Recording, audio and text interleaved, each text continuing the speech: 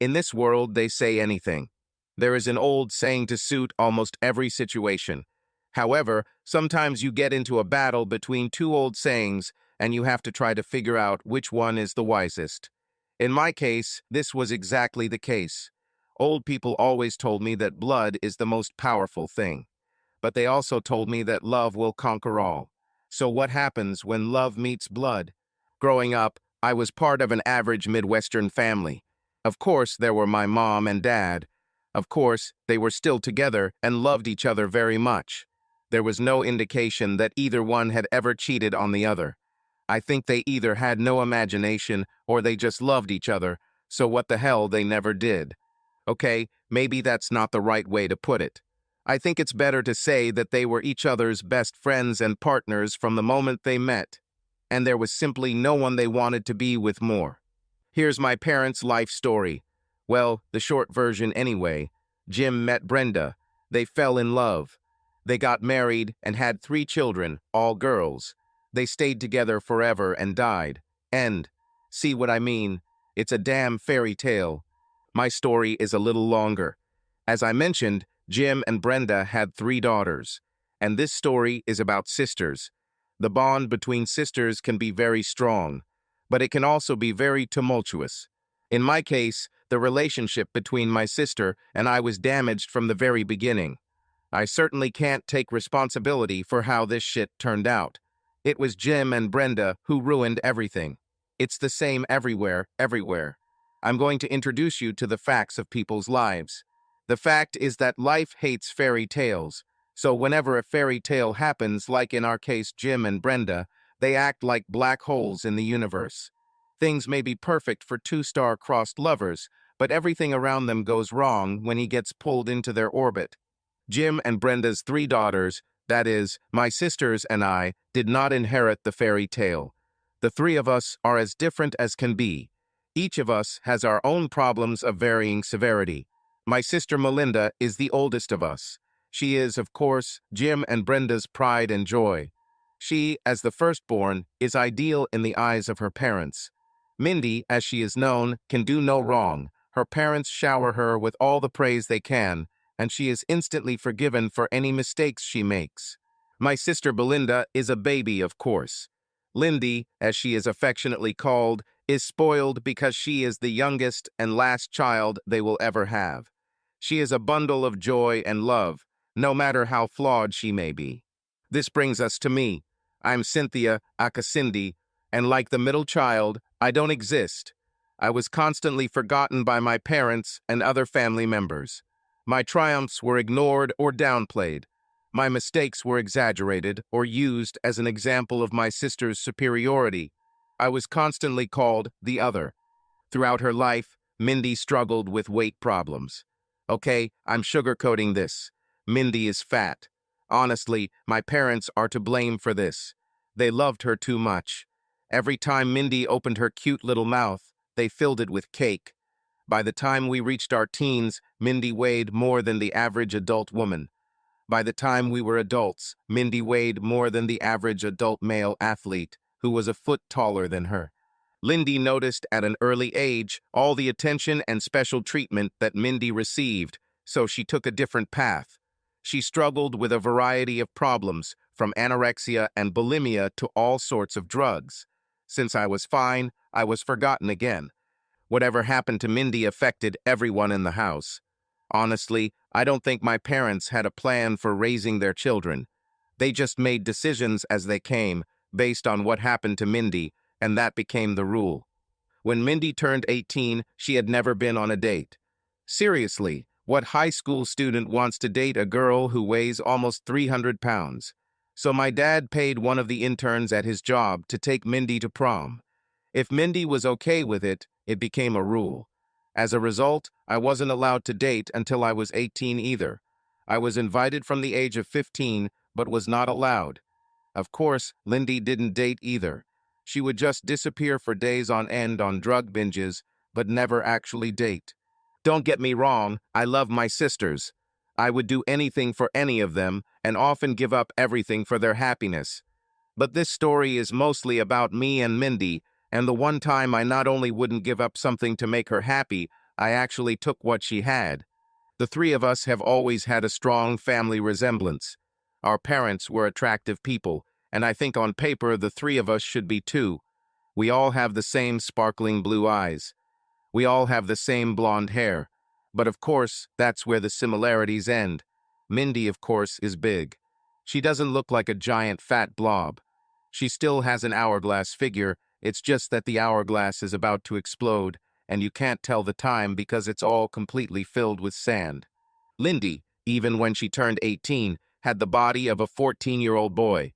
The doctors told us that if she came off the drugs and changed her lifestyle, she might be able to gain back some of the weight and development she had lost, but that did not happen. Shortly after her 18th birthday, Lindy fried her brains with some exotic cocktail and had to be institutionalized. I have a problem with being beautiful. I let my hair grow long and straight like our mothers. I am 5 feet 6 inches tall and weigh 118 pounds. I have beautiful breasts, a beautiful butt, and a very toned tummy. I was a cheerleader and homecoming queen. Of course, none of this mattered to my parents. I, like my sister Mindy, had my first date at prom.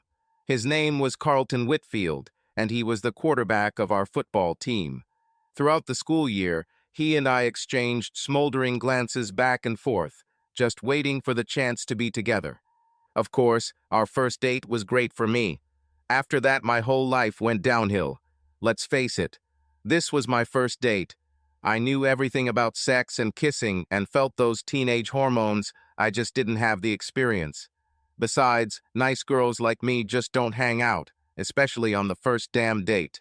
I was confident that Carlton would be the right fit for me. I imagined him to be just like our parents a generation before us. Carlton brought me home right after graduation. After that, he asked me to go to a party with him, but I refused. I imagined something completely different. I saw the two of us sitting on the porch swing, and after some small talk, I was ready for my first kiss. This is not exactly how it happened. I remember leaving Carlton on the porch and going inside the house to get us a glass of lemonade. Our parents were not at home, so I felt calm. I couldn't be gone for more than 5 minutes, but when I returned, my heart was broken. I still remember standing in the doorway in my ball gown with 2 glasses of lemonade, watching my fat-assed sister make out with my beau and tell him lies about me.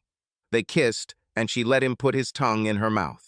See what you have to lose by dating my dumb little sister, Mindy purred. What does she have that I don't? What do you like so much about her? She's very nice, Carlton replied nervously. So I'm not cute? Mindy hissed. I'm the one who lets you kiss her, not her. And she's very pretty, and she's got a great figure, Carlton added, becoming even more nervous. He tried to protect me in his own way. What's so special about her figure? Mindy asked, standing up. She has nice breasts, Carlton said. They look very. She's nothing special, Mindy hissed. She pulled the bottom of her shirt out of her skirt and showed him her huge breasts in her bra. These are much bigger, aren't they? Carlton's eyes nearly popped out of his head. He nodded so quickly that I thought his neck was going to come off. Mindy then sat on his lap and started rubbing herself against him on our porch swing.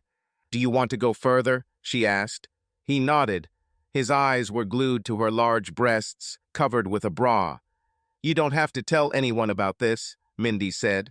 He nodded again. When my little sister gets back, tell her you need to go home. Then wait for me in our backyard, Mindy said. He agreed, and I cried right there. I wiped my tears and stepped onto the veranda. Here I stand, still in my ball gown, holding 2 glasses of lemonade. Mindy smiled at me and asked how my prom went. She nodded her head when I answered her, although I still don't remember a word of what I said. Carlton suddenly stood up. Cindy, I felt good, he said, but I have to go. Something happened. He grabbed one of the glasses of lemonade and drank it in one gulp. I'll make it up to you, he said, and turned to leave. Tears streamed down my cheeks. It was hard for me to believe that he would actually do this. I thought Mindy just scared him. This was my first lesson about the many strange things in life. I went up to my room and changed into a nightgown. I heard Carlton sneaking into our backyard, and my broken heart completely shattered into pieces.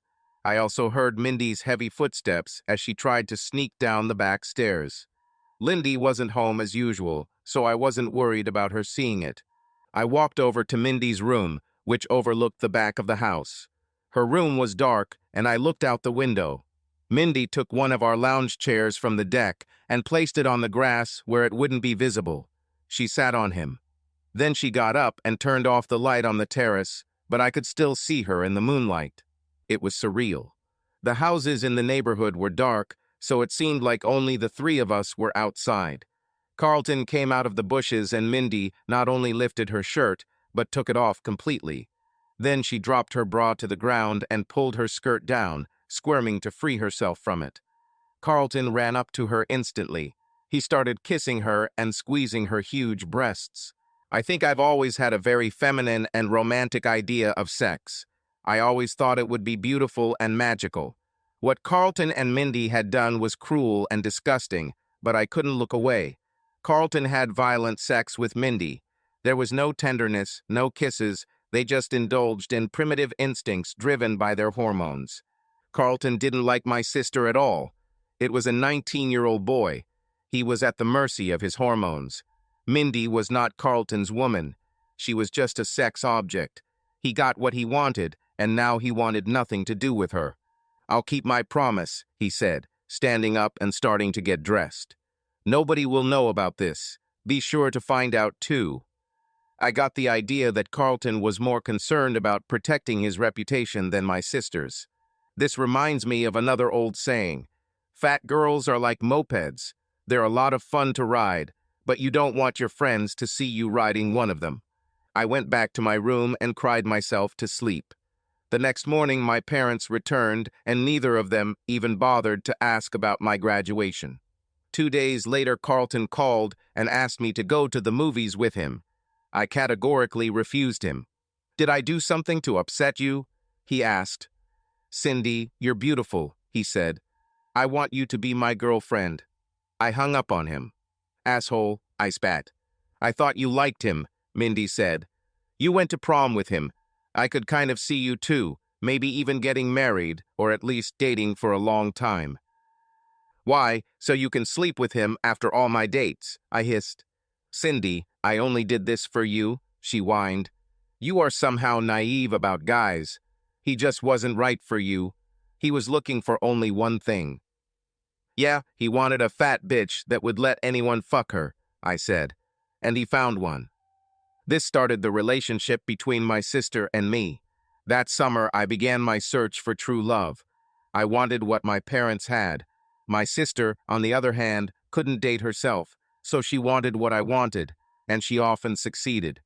Many times it got to the point where my partners would just meet me at a place instead of bringing them home.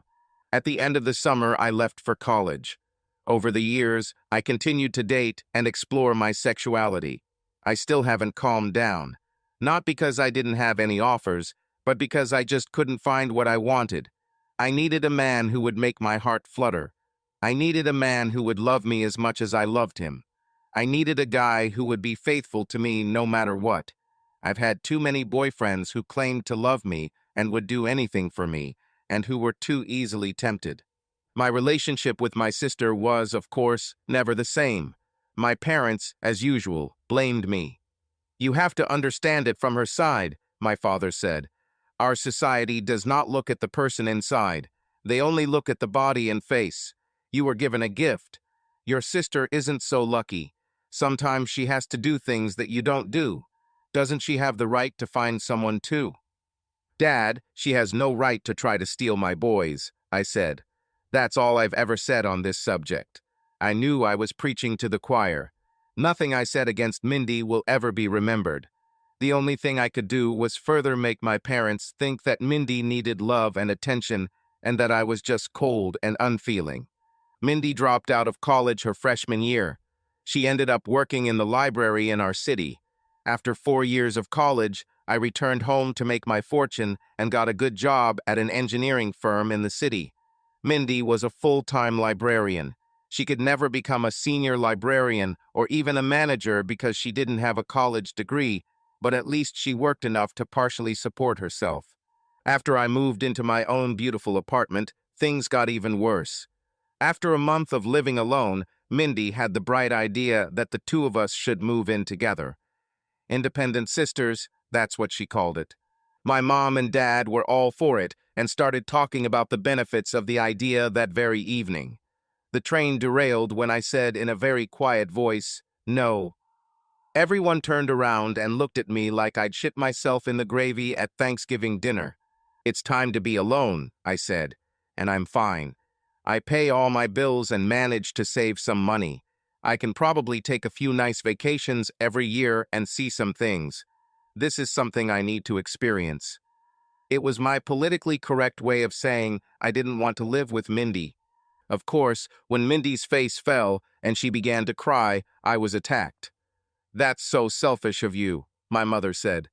"Just because you got such a cool job doesn't mean you have to turn your back on your family," my father said. "Don't forget that you owe us, Missy. Who paid you to go to college?" "Dad," I said calmly. "I received a partial scholarship because of cheerleading and academics. This covered most of my tuition and expenses.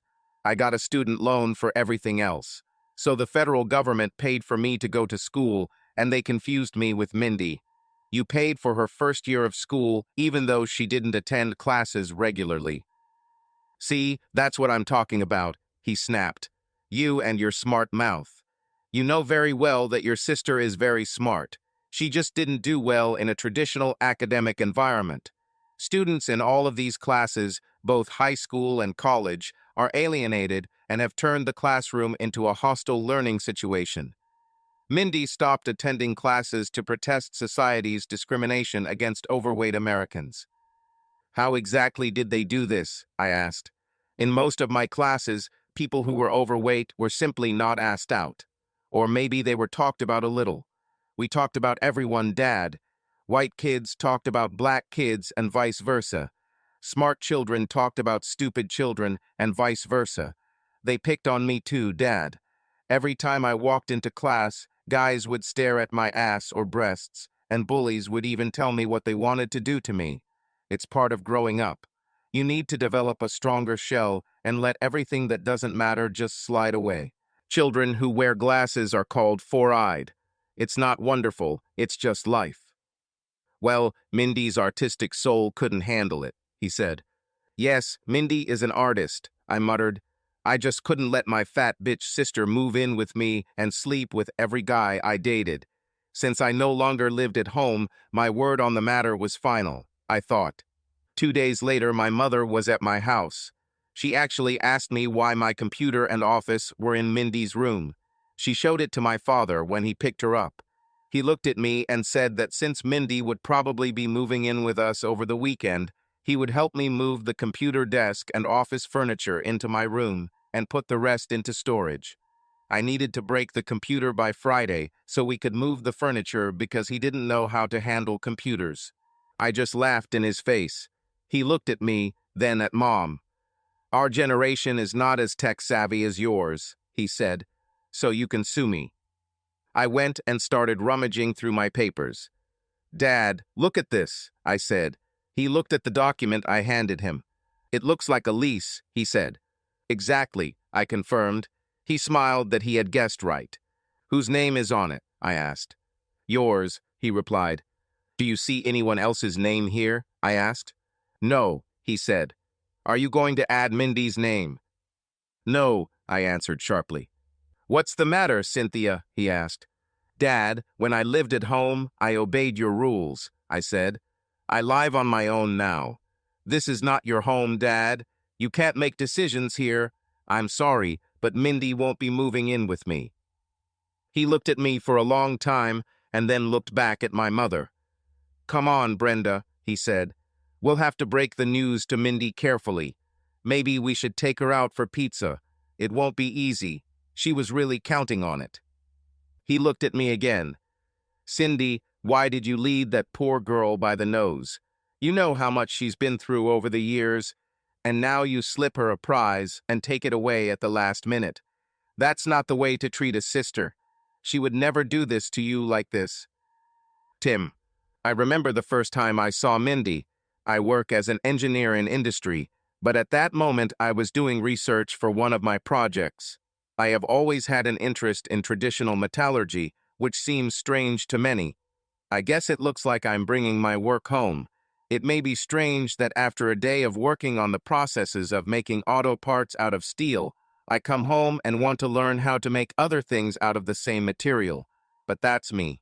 The two disciplines are completely different, of course. At work, we have all the latest and greatest computerized devices for monitoring and processing. We can move from design to production without leaving the office. I can create 10 prototypes of something I designed in minutes. They can then be tested, verified, and proven to work the same day. When I do this at home, a single blade can take weeks to complete, and one mistake in the forging process can mean I have to start all over again. But let's get back to what I wanted to say. I was looking for information about the process that the Vikings used to make their swords, but unfortunately I had no success on the internet. I found information on everything Viking related, including thousands of pages dedicated to Viking adult film, but nothing on my topic. So I had to do it the old-fashioned way. I had to go to the library. The first thing I saw when I walked up to the counter to ask for directions to the books I needed was Mindy smiling. She was a big woman, very big, but she looked pretty good. She had really beautiful curly blonde hair that was cut short and pulled back from her face. It gave her a more youthful appearance and highlighted her eyes. I was also fascinated by her huge bulges on her chest. She directed me to the section of the library where I could find the materials I needed. I didn't pay much attention to it because I didn't have much time, but it left an impression on me. In fact, time was one of the things that worked against me. Finishing work every day at 5 o'clock, I only had a couple of hours left since the library closed at 7. Over the next few days, this became a routine. I would leave the office and rush to the library, where I had less than 90 minutes to study. In just 2 days, we started calling each other by our first names. On the third day, she already brought me coffee. I thought I was going to lose my library privileges on Thursday when she caught me staring at her butt while she was leaving. I felt bad all that evening. This was a typical male reaction. Mindy had a huge ass, and that day she was wearing jeans so tight that it looked like it was impossible to get them on her. She brought me coffee, which actually violated library rules, and I repaid her by ogling her ass like a frat boy.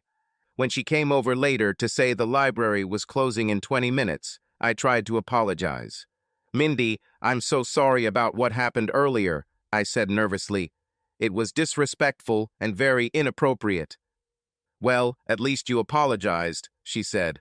"Most of you guys just point and laugh. Some of them make circus jokes. Like, 'Look at the elephant.' I've probably heard all the fat jokes." "Mindy, you have completely the wrong idea about why I was looking at you," I said. "So why were you looking at my big fat ass then?" she asked. Even as she asked this question, she bent over, and it seemed as if her huge breasts were about to fall out of her shirt. I got very nervous and seemed to be sweating. I muttered. "Oh my God," she exclaimed. "You liked it, didn't you?" "I have to go," I said. I quickly stood up, collected my things, and left without saying another word. Of course, I didn't go to the library either on Friday or Saturday. Saturday would be the day I could get a lot done since I didn't have to work. But my embarrassment kept me away. I also didn't show up on Monday and Tuesday of the following week. But on Wednesday, I finally returned. I didn't go to the counter. I entered through the back entrance and even sat at another table. I stayed in the reference section and did not go to the front counter. About 40 minutes into my visit, my luck ran out. Mindy was showing the book section to 2 high school students when she saw me out of the corner of her eye. She pointed to the shelf and, out of spite, walked straight towards my desk. "So, Tim," she said with a smile, "how are you?" "It's okay, I think," I said. "Where have you been?" she asked. "I thought you wouldn't want me here," I said. "Tim, honey, what I want doesn't matter. The sign outside says public library. I don't own it, I just work here, she said. Secondly, I love having you here. It was all just a misunderstanding. I was teasing you.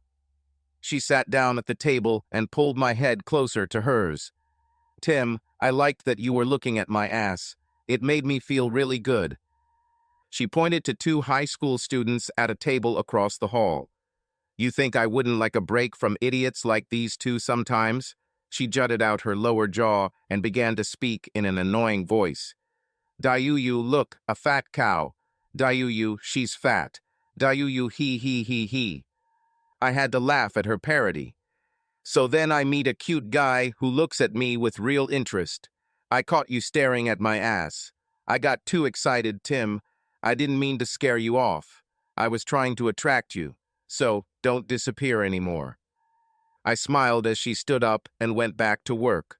A few days later, I finished my research. I went to the library anyway. Tim, why don't you have any books? Asked Mindy. I think I'm done with my research, I said. Her face fell. Then why are you here? She asked sadly. I'm kind of used to seeing you, I said. It wouldn't have been a better day if I didn't get a dose of Mindy before I went home. Her smile lit up the room. Then she looked at me and started whispering again. You know, you could always just ask me out, she said. I'm pretty sure I'll say yes. Mindy, could you? I started. Yes, she shouted before I could finish the question. Every head in the library turned to us. SHHH, she said, pointing her finger at me as if I was the one screaming. That Friday night, I picked Mindy up at her apartment, and we went out to dinner and a movie. I had a great time and hoped she did too. I didn't have the best dating history, so I asked questions and questions. I tried to be the perfect gentleman, but I got the impression that Mindy was expecting something different. There was a delicious tension between us as we looked at each other across the table during dinner. We had a nice chat, and I learned more about her. I even convinced her to talk a little about her family. She didn't seem to want to talk about them. Mindy, I'm so sorry, I told her. I think I'm asking you questions because I really want to get to know you better. Much about us depends on our interactions with close family members. Your personality, likes and dislikes are influenced by the things that happened to you while you were growing up. And maybe I'm moving too fast, but I hoped that someday I would meet them. She looked at me as if I had stuck a cattle prod in her ass. What do you mean? She asked in utter shock. Sorry, I said again. I was sure that I had misjudged the situation between us. I guess I should have expected that. What the hell are you talking about, Tim? She asked sharply. What do you mean? Tell me exactly what you meant by meeting my family. It's not a big deal, I said.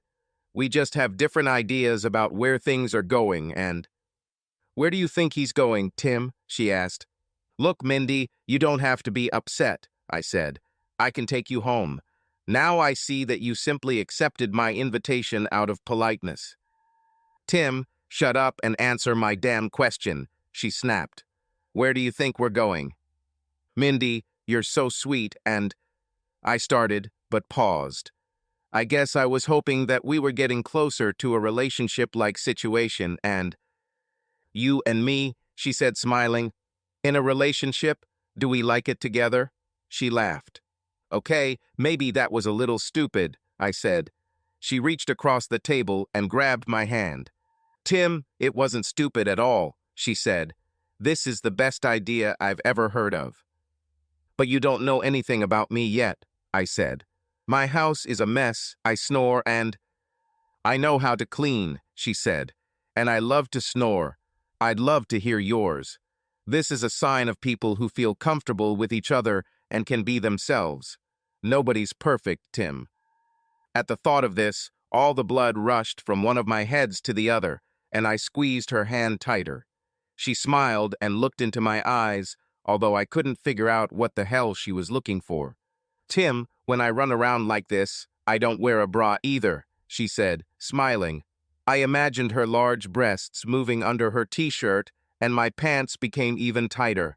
Mindy, Tim is the man of my dreams. From the moment he first walked into my library, I knew he was special. He's very shy around women, but he's a great guy. He looks very good and is very well built. Most of the time, guys like him don't even look twice at me. I'm 28 years old, and I've never had a regular boyfriend. There are many men in my life, but they are all borrowed. I think, essentially, to be honest, I'm a girl of easy virtue. I'm that fat girl that all the men have sex with, but none of them want to date. Yes, I am that call girl, in my case, that big booty call girl who does what their wives and girlfriends don't. I think I've gotten used to the way things have been over the years. I never had a single fucking date in high school. My dad's younger friend was invited to one of our family barbecues. He spent the entire day looking at my little sister. Just before he had to leave, he came up and asked me to take me to my graduation. I was in seventh heaven. I also felt great about taking something away from my bitch little sister. I actually had two younger sisters, but I only hated one. Lindy was the youngest. She was fine. She didn't bother me much. Most of the time she was alone and tried to hide from everyone. She never tried to compete with me for the most important commodity, the attention of our parents. Lindy also looked like a walking skeleton. It was simply hard to look at her. But Cindy, oh no, I hated this bitch from the first breath. She was supposed to be my little sister. The sisters were supposed to look the same, act the same, talk the same, and, in essence, be the same.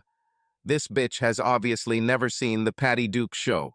This bitch was supposed to be a mini-me, but she couldn't even do that right. Cindy ruined everything.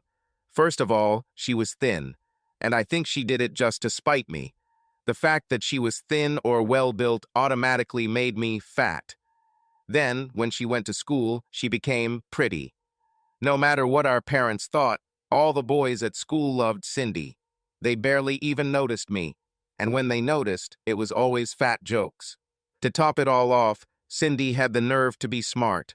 I think she worked her ass at school, doing homework, studying, and all that stuff, just to make people think she was smarter than me. Anyone with a brain should have realized that since we are from the same family, we must be equally smart. I think she was just pretending to be smart to make me look bad. Thank God my father pointed out that the reason Cindy was getting better grades than me was because I was in a higher class, so the work was harder. I don't understand why people shook their heads when he said that because it sounded completely logical to me. I simply made it my life's goal to take away from Cindy everything she had and everything she liked. I also did my best to get her into trouble whenever possible. I hated Cindy with a passion. My first date was also not the magical event I expected. We got to the hall, and he quickly sat me down in a chair against the back wall and started dancing and talking to other girls. Halfway through the dance, I overheard two other girls gossiping about how my father paid him to take me to prom. We left much earlier than I expected, and he looked very unhappy in the car. He constantly muttered something and got even angrier. "Why are you so upset?" I asked. "Doesn't my father pay you enough?" "It's not you, darling," he said, smiling at me. "That's the bitch I was dancing with. She kept me going all night and then just left me. I hate bitches like that. The least she could do was please me." "I would do it for you," I said, "if only I knew what it was, or how to make it." He turned the car so fast that he left rubber tracks on the road. The next thing I knew, we were parked in a darkened part of the park. He spoke to me in a very pleasant voice. His whole attitude towards me changed. He hugged me, and it made me feel special. It was different from how my mother and father felt when they hugged me. It was just weird. Not bad, but strange. He pulled my dress off my shoulders, and I didn't resist. Then I gave him pleasure. Little did I know that several of my classmates walked past our car and saw what was happening inside. Several boys in my class made it a point to randomly run into me this summer. I learned a lot about men that summer. I found out that men who were already engaged or seeing other girls would come and spend time with me. But they only did this in places or in cases where no one we knew would ever know about it. If I saw them or waved at them when their friends were nearby, they would pretend not to notice me or even laugh at me. But as soon as they left their friends, they called me. When we were alone, they did everything I asked them to do, as long as it ended up between my legs. By the time I left for college, I already knew the game. College, of course, was a disaster. I have never been a disciplined student. I have never been the kind of person who studied or completed assignments without being forced. So as soon as I got out on my own and was in an environment where no one was forcing me to do anything, I just went crazy. I was lucky if I came to class once a week. Essentially, I majored in the wrong subjects that I studied. I pretty much specialized in sex. Plus, I'd never had a boyfriend before. This went on for some time. The guys came to me. I didn't have to go after them. I had a few girlfriends, but most of them constantly whined about how they either needed to find a man or how badly men treated them. I didn't have any of these problems. I was queen after dark. The situation changed 2 years later. It's not that I stopped being queen after dark, but that I was stalking the guy. This little bitch who called herself my sister was finally allowed to date. I was home over the weekend and heard her and some of her little cheerleader friends bragging about who they were going to prom with. I almost pissed a cinder block when I heard Cindy talk about how many guys wanted to ask her to prom. She settled on some brat named Carlton or something like that. I flipped through her yearbook and took a look at it. He was so damn good to her. She didn't deserve it. I was angry. My dad had to pay a guy to take me to prom, but guys were lined up to take Cindy to her prom. Life was so unfair. It was even worse when he took her. He rented a limousine and the whole 9 yards. I was furious. When they arrived home, I watched them talk awkwardly on the porch. Cindy had no idea what men wanted or needed. I smiled and decided to teach this little bitch a lesson. She offered to go and make them lemonade. I laughed until I dropped when she entered the house. I went out onto the porch and started talking to Carlton. Then I just kissed him. He talked about how beautiful Cindy was and what a beautiful body she had. He immediately fell silent when I lifted my shirt and showed him my bra-covered breasts.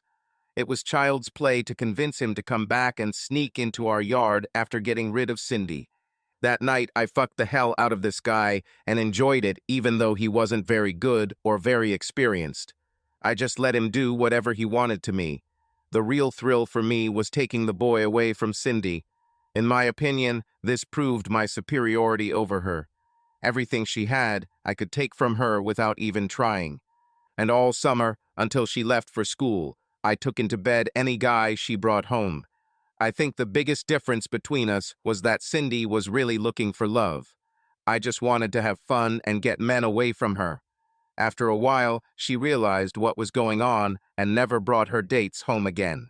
Cindy went off to college and, as usual, was popular and successful. I ended up working in the library for minimum wage. I call it my library because by the time Cindy graduated, I was already running the place. Sure, there was a college-educated head librarian in charge of the facility, but the assistant librarians, including me, did all the damn work. Our boss Heidi had no idea how the library actually worked. She was making 3 times my salary and had no idea. When questions about procedures or certain problems were discussed at conferences with other libraries in the region, Heidi simply told the truth. Mindy does it. When problems with copiers, delivery, or anything like that were discussed, Heidi would simply smile and say that we don't have such problems. What Heidi didn't know was that the solution to all these problems lay between my legs.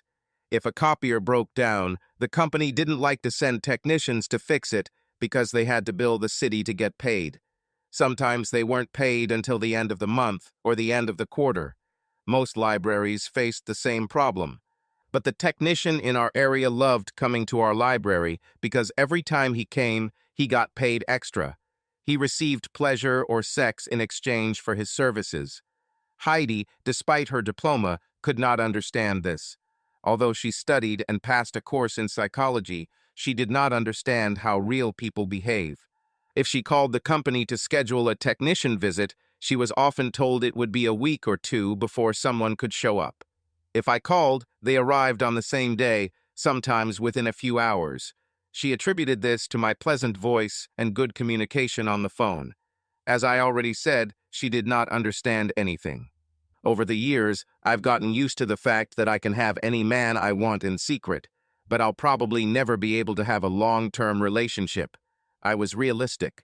I realized that there are two types of men in the world.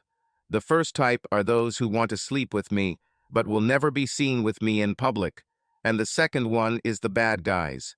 The bad guys are the ones who weren't honest with me. They pretended that they wanted to be with me. Maybe they even took me out on dates a couple of times to places their friends didn't go. But as soon as they achieved their goal, all meetings ended. I didn't care because my schedule was always full. I kept turning guys down, saying I was busy, and my phone never stopped ringing. Valentine's Day and Valentine's Day have been crazy.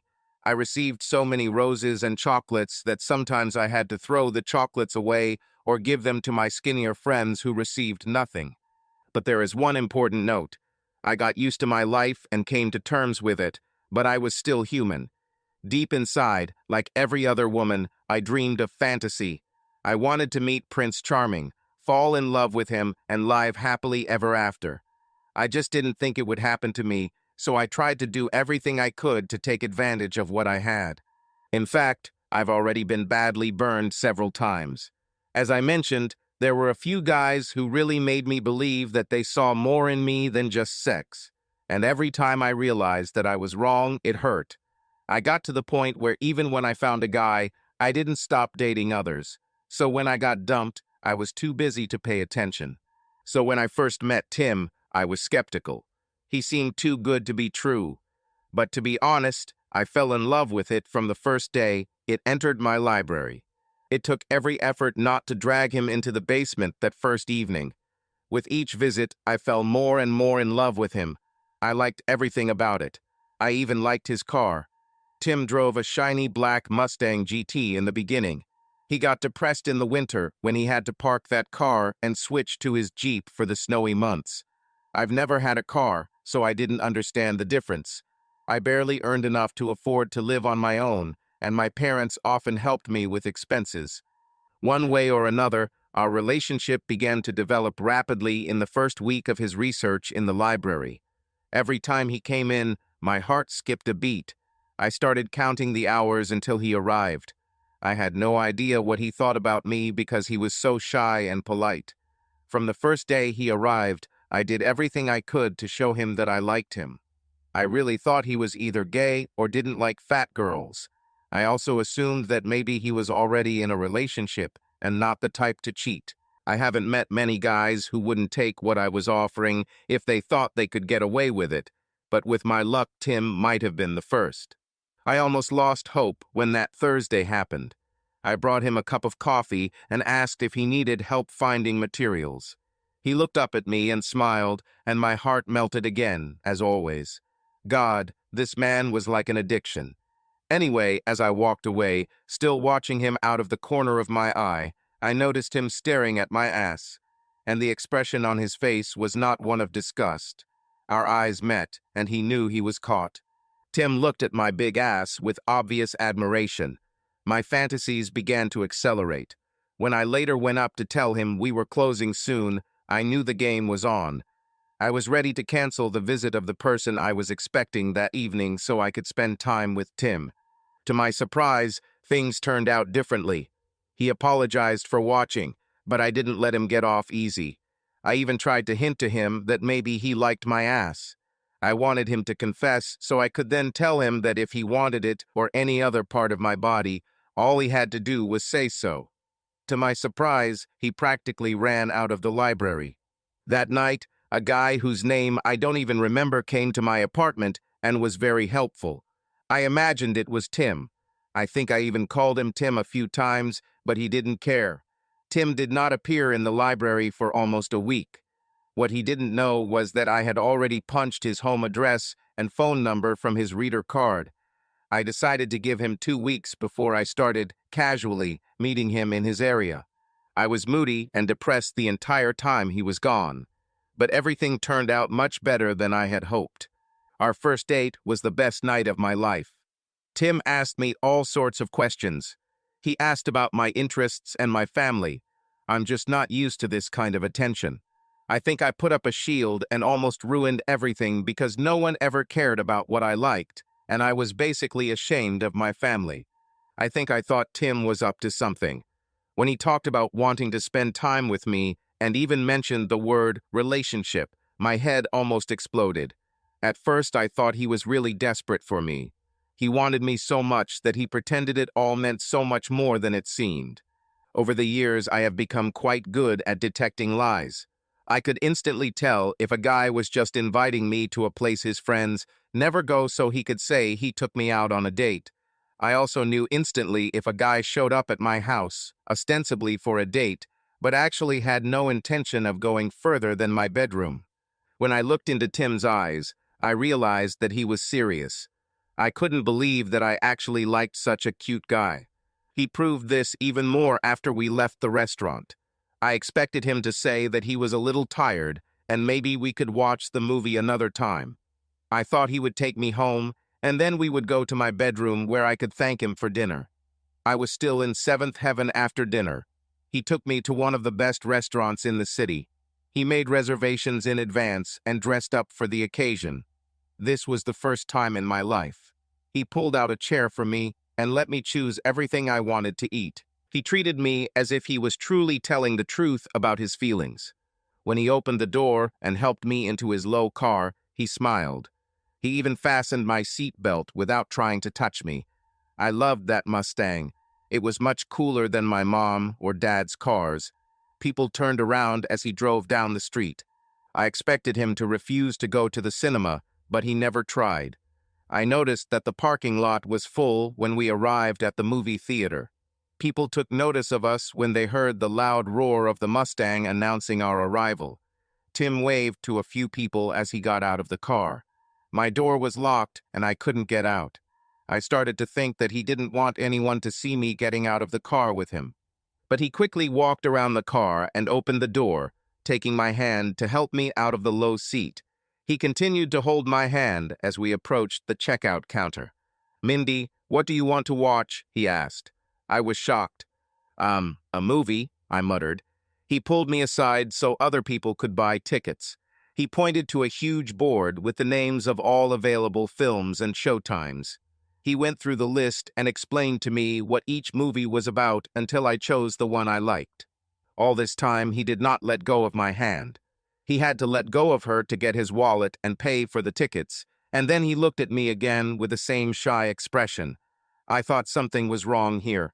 I saw several people looking at us with different expressions. Some found it funny. A few people were just curious. There were other large women smiling at us, and even a few men I knew looked upset.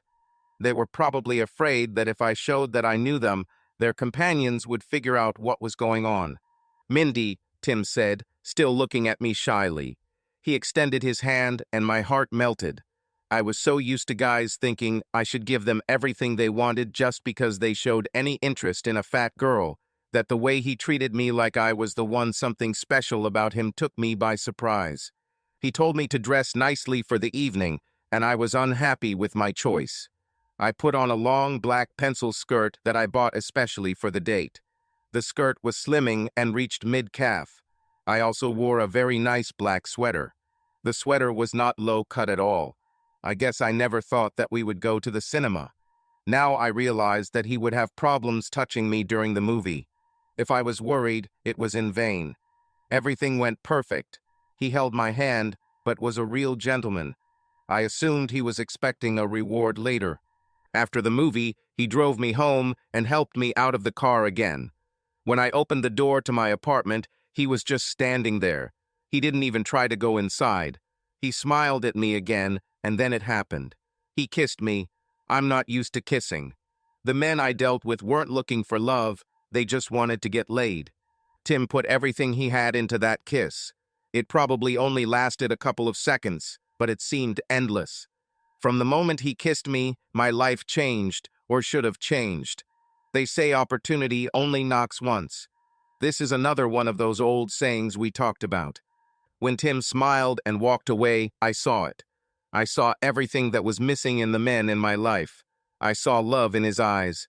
I grabbed him by the collar of his shirt and pulled him in for another kiss. This time it was my turn. I pressed my whole body against him and felt his arousal through my skirt. At that moment, I lost control of the situation. I became as desperate and stupid as all my friends. At that moment, I understood why they stay with men who treat them badly. There was nothing I wouldn't do for Tim. Throughout my life, I have become accustomed to being simply owned. There were even times when I became very horny and just needed someone to have sex with me. But this was the first time in my life when I wanted this. He just smiled shyly at me as if he didn't know what to say. "Mindy, do you think we could go on another date if you're not too busy?" he asked. I grabbed his hand and put it on my chest. I really wanted him to feel my breasts. "Tim, can you feel how hard my heart is beating?" I asked. "I'll always have time for you. I'm available anytime you want for anything, okay?" He simply smiled and nodded. The next day at work, I was useless. I kept dreaming about the date I had the night before. When 6 o'clock arrived and Tim was not in the library, my mood soured. For the next hour before closing, I was an absolute bitch. I even had visitors turn in books early until I looked up and saw Tim's smiling face. "Why are you so late?" I asked. "You know we close in 5 minutes. I can let you take a quick look at a couple of books after." He raised his hand to interrupt me. "Mindy, I don't need the library anymore," he said. I was shocked, but I don't know why, because he told me the same thing just a few days ago. Then I realized that I had been tricked. He simply asked me out the night before to thank me for my help with his research. "So why are you here then?" I asked in an even tone. "Because it's cold outside," he said. "I don't understand," I asked. "You said you didn't have a car," he said. "Your apartment is almost a mile from here. I don't know how you get home, but I didn't want you to walk home in the dark in the cold." Thus began one of the most frustrating periods of my life. We dated, and he showed up every night to take me home. I had to give up working on Saturdays because he found out about all my interests and started organizing short trips on Saturdays. He met my parents. They adored him. My mother took me aside and told me not to let him go. "This is the type of man you change your religion for, Melinda," she said. I was madly in love with Tim. The disappointment came from not having sex. The disappointment was also accompanied by a feeling of guilt because I was just waiting for something to go wrong, and I would be devastated. So, as a defense mechanism, I continued to sleep with other guys. Moreover, I did it more often than ever before. Every night Tim would pick me up and we would drive home. We either went to his beautiful house, where I dreamed of someday living with him, or to our home. Tim was a very old-fashioned guy. He was always afraid that things were going too fast. That's why we still haven't had sex. The best thing that ever happened to me was a damn snowstorm. Since childhood and throughout my adult life, I have hated snow. But that Friday, when Tim picked me up and took me home, that day became my favorite memory. Sometimes we went out, sometimes we stayed at home. That particular Friday, we decided to stay home. I rented a movie that we were going to watch together, and we bought pizza on the way to my house. The film I took turned out to be stupid. It was a zombie movie called Slaves. Set in the future, it was about a couple where the woman cheated on her husband while living in a place full of zombies. I didn't want this kind of film. I wanted a horror movie so I could hold Tim's hand and pretend I was scared while I rubbed myself against him. This damn movie made me realize that I could lose him if I got caught cheating with other guys. I was so afraid of this that I almost cried. We heard sirens outside, and one of my neighbors knocked on the door to tell us that the police were asking people to stay outside until the morning due to the amount of snow that had fallen. "Wow, I better go," Tim said. "Tim, you can't leave," I said. "I have a Jeep," he said. "I can drive through anything." "Tim, honey," I said, "it's time." I stood in front of the door. "Can you get through me?" I asked. "Because that's the only way you can get out of here." We ended up on the couch, kissing and caressing, as always. But I think we both knew it was different. For a long time, I wondered why Tim took so long to get to my panties.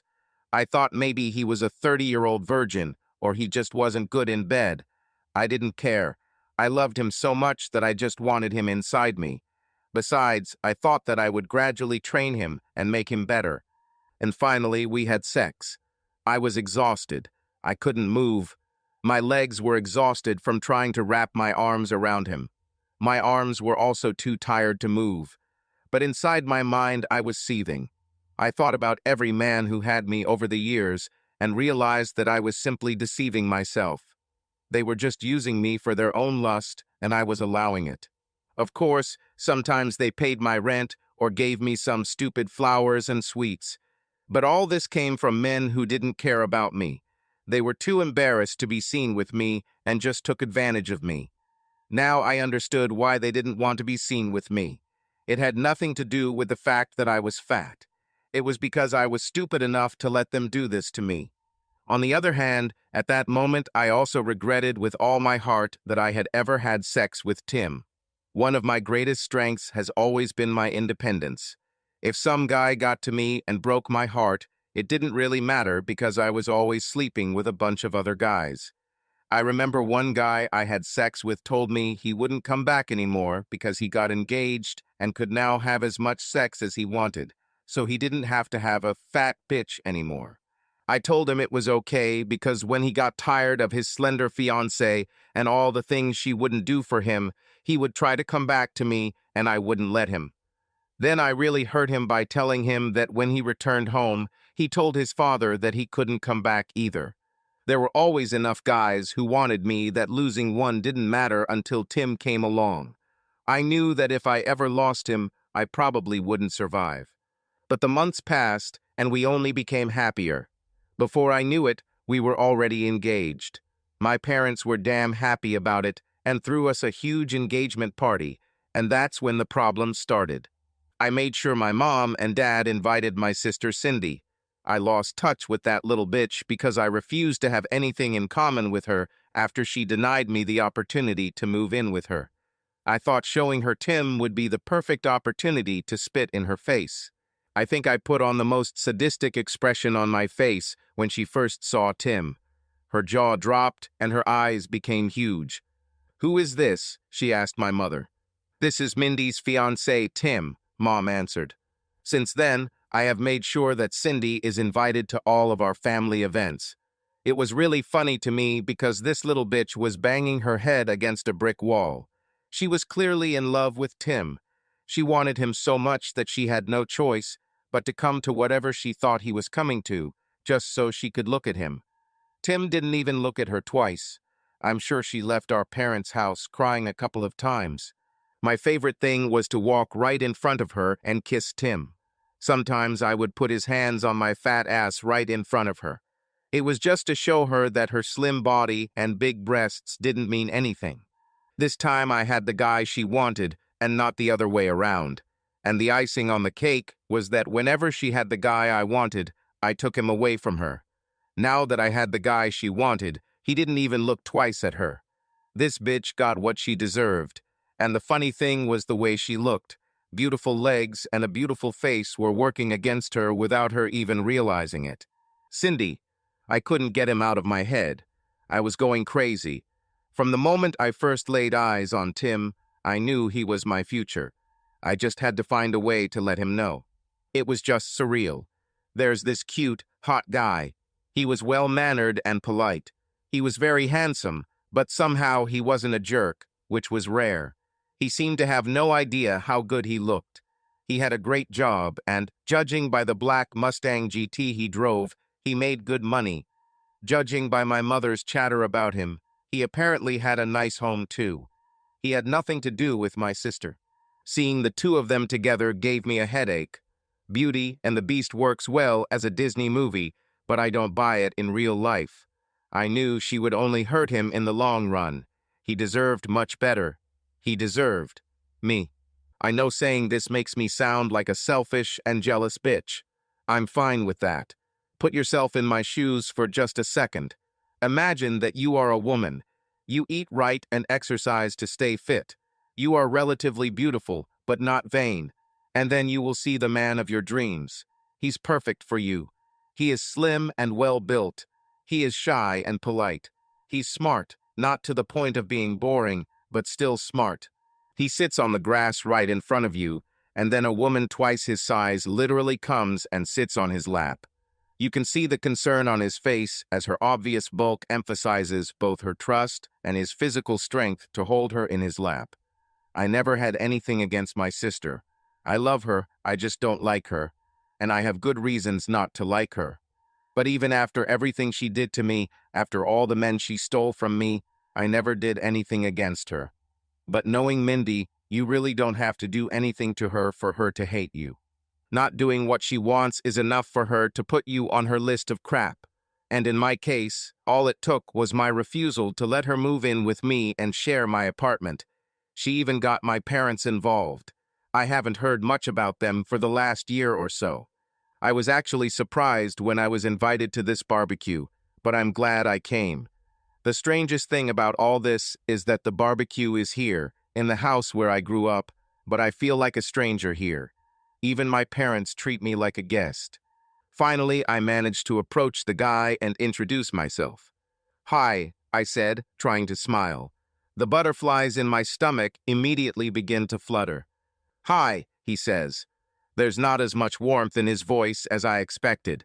There is hidden nervousness or fear in his voice. I even feel a slight hidden hostility. "So you," I begin. "I have to go," he says sharply. He then goes to seek safety in the arms of an evil elephant. My sister looks at me over her shoulder and silently laughs at me. Until this moment, I had never hated my sister. I never berated her for her weight, her shitty personality, or how spoiled she was. But it was at this moment that hatred began. Thanks to all the men she took from me and the horrible way I was treated growing up, I was able to give her the benefit of the doubt. I chalked it all up to Mindy being upset or depressed about her weight. At some points, I thought that Mindy had the same problems as our sister Lindy, who was in a boarding school. But in that moment, with Mindy clearly laughing at me and with nothing but hatred in her eyes for me, all those feelings disappeared and war was declared. I said goodbye to my parents and quickly left, citing work. "You work too much," my father said, as if he cared. "You should look for a nice guy like your sister did." I wondered what kind of family we had where the kids who lived on their own and supported themselves were losers in the eyes of their parents compared to the whiners who still needed parental support. The next day was Sunday. I was surprised when my phone rang early in the morning. I picked up the phone without looking at the screen. "Hey sis, you left before the big announcement," Mindy yelled. "What announcement?" I asked, barely recognizing her voice. "Tim and I are engaged," she sang into the phone. "Soon you will have a son-in-law, and someday after that you will become an aunt, and you will have to look after the children." "Are you pregnant?" I asked in shock. I thought it all made sense now. This also partially explained the guy's reaction. He slept with her and accidentally confused her. Now, being the stand-up guy he is, he accepted his responsibilities and married my fat-assed sister. "Of course not," she said.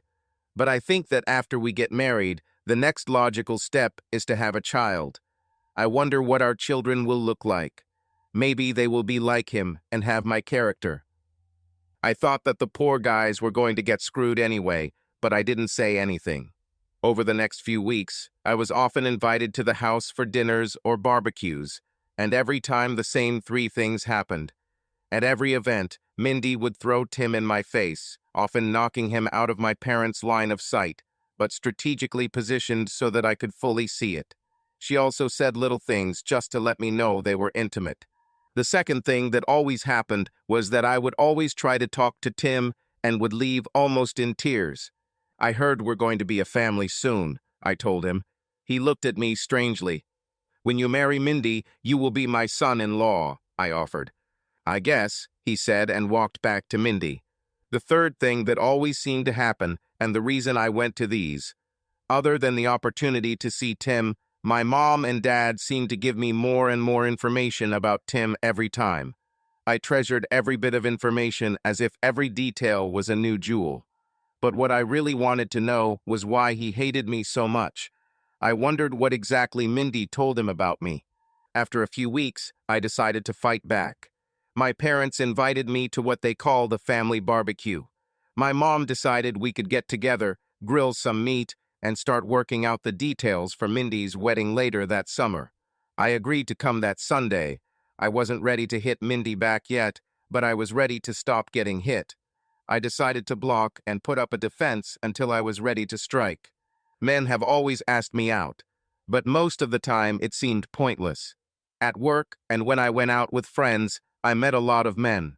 Most of them simply didn't interest me. I could see in their eyes what most of these men wanted. The vast majority of them only wanted sex. Some of them were interested in relationships, but they wanted to have a girlfriend or friends with benefits. Most of the men I've encountered were simply not ready for commitment. It's really scary these days. The average man would rather have a girlfriend than a wife. The girl gives them regular sex whenever they want, but also gives them the opportunity to go out and try someone else. And if the next girl is prettier or younger, they'll just come back to you and say, "Listen, honey, we had our time, but it just didn't work out." They take advantage of you while you're young and beautiful, and then move on to the next one when you're exhausted. I didn't want that. I wanted what Mindy had. I wanted Tim. But I decided to take my date with me to the meeting at my parents' house. I thought that at least this way I wouldn't have to listen to my dad telling me I needed to find a nice guy like Mindy did. I also thought that if I was lucky, maybe Tim wouldn't think as badly of me as Mindy probably led him to believe. Everything went much better than I could even dream of. I guess I was just lucky. In fact, it was more than luck, it was damn serendipity. The guy I brought with me was a friend from work. Actually, he wanted to be more than just a friend, but that didn't happen. On paper, he was just what the doctor ordered. He was basically a copy of Tim with blonde hair, but without his personality. He even drove a muscle car. When we pulled up in Charlie's lime green Dodge Challenger, the first thing he did was walk around Tim's jet black Mustang GT. Tim approached him, and they started talking without even introducing themselves. They became instant friends, and little things like names and who they came with didn't matter in the face of their strange language of power and torque, and all those other things they talked about. My father and several other men at the meeting also came up. Apparently, they needed to show that they, too, could qualify for participation in the testosterone festival. My dad didn't know anything about cars, but he had to get in there and pretend. Charlie clearly wanted to impress Tim, so he opened the hood of his car to show Tim something called a Hemi. All the men oohed and awed over the many hoses and wires. My mom even came up to me and patted me on the back. This was the first time in a long time that she tried to get closer to me in some way. The men laughed at something my father said. Tim then led them to his car. He opened the hood of his car, and all the men fell silent. They stood looking at the engine while Tim simply smiled. I kept hearing terms like illegal and supercharger, but Tim kept shaking his head. I thought they were talking about sex. I heard them talking about superchargers, and suddenly this happened. Apparently, testosterone levels could no longer be controlled. Charlie slammed the hood of his car, and so did Tim. They jumped into their cars, and my dad stood in front of them, and the other two guys were so excited they were jumping up and down. I heard my father shout, "Go!" and both cars roared off, leaving clouds of smoke behind them. My mother and I just looked at each other, shaking our heads. Mindy came out of the house and approached us. A few minutes later, Tim pulled up and jumped out of his car with a huge grin on his face. He ran into the backyard. My father and two other guys followed him. They were all drinking beer and had cards in front of them. Charlie arrived a few minutes later, looking around as he got out of his car. He looked around in anger. I pointed him to the backyard. I expected a fight, so I ran into the yard. "You liar!" Charlie shouted, and then all the men began to laugh. Charlie recounted the details of the race from his point of view. Throughout the race, he was only a few seconds behind Tim, who seemed to be slowing down on purpose. As they walked through a winding section of the park, Tim left Charlie further and further behind. Charlie still thought he had a chance to catch Tim as they came around the corners, but Tim just charged ahead, running the red light just as Charlie got to him. Charlie had to stop at a traffic light and was pulled over by the police. He was lucky that they only gave him a speeding ticket when he told them how he had recently bought a car and had gotten a little carried away. Tim and Charlie quickly became friends, and we spent a very enjoyable day together. When I walked over and sat next to Charlie, Tim looked at me, and for the first time there was no hostility in his eyes. There might have been a little nervousness there, but it felt like he was looking at me for the first time. I felt a chill as he nodded slightly, acknowledging my presence. That little nod made the whole day worthwhile. I asked Charlie if he was having a good time, and he said it was the best day he'd had in a long time. "I have to admit," he whispered to me, "I only came here for the chance to go out with you. I've been asking you for months, and you always turned me down. I thought going to some little backyard barbecue would be just as bad as this. It's like pulling teeth without painkillers, but it was fun." I gave him my brightest fake smile. I just realized the reason why nothing could happen between Charlie and me. I needed a guy who loved me enough to just want to spend time with me, no matter what we did. He must have really wanted to meet my family and fit in with it. Charlie clearly saw this as some kind of bargaining. It was like he wasted time with my boring family, and now I had to have sex with him. My suspicion was further confirmed when he turned and asked, "Who the hell is this fat cow?" He almost laughed out loud when I explained that this was my sister and Tim's fiancée. It was difficult for him to contain his laughter. The rest of the day passed in a series of jokes about fat people. "Tim got a better car," he said, "but I got a better girl." I wondered what I had said or done to make him think he got me. "You know," he told me, "at first I thought Tim was falsifying the data about how much torque his car produces. Then he beat me in the race, and I realized that he was not lying. But now I understand why he needs so much torque." I didn't say anything, but he explained anyway. "He needs all that torque to move his car with that fat cow inside." He grinned. I didn't like my sister, but I even thought he was going too far with jokes about her weight. He wasn't even smart enough to notice that I didn't like it. I also noticed that as the day went on, Charlie constantly made excuses for why he lost the race. Tim never mentioned it again. I think the last straw was what happened when we were getting ready to eat. My mother, as usual, prepared 2 plates. Since my dad grilled most of the time, she always brought him his food. My mom and dad have been together and in love since they were old enough to leave their parents' homes.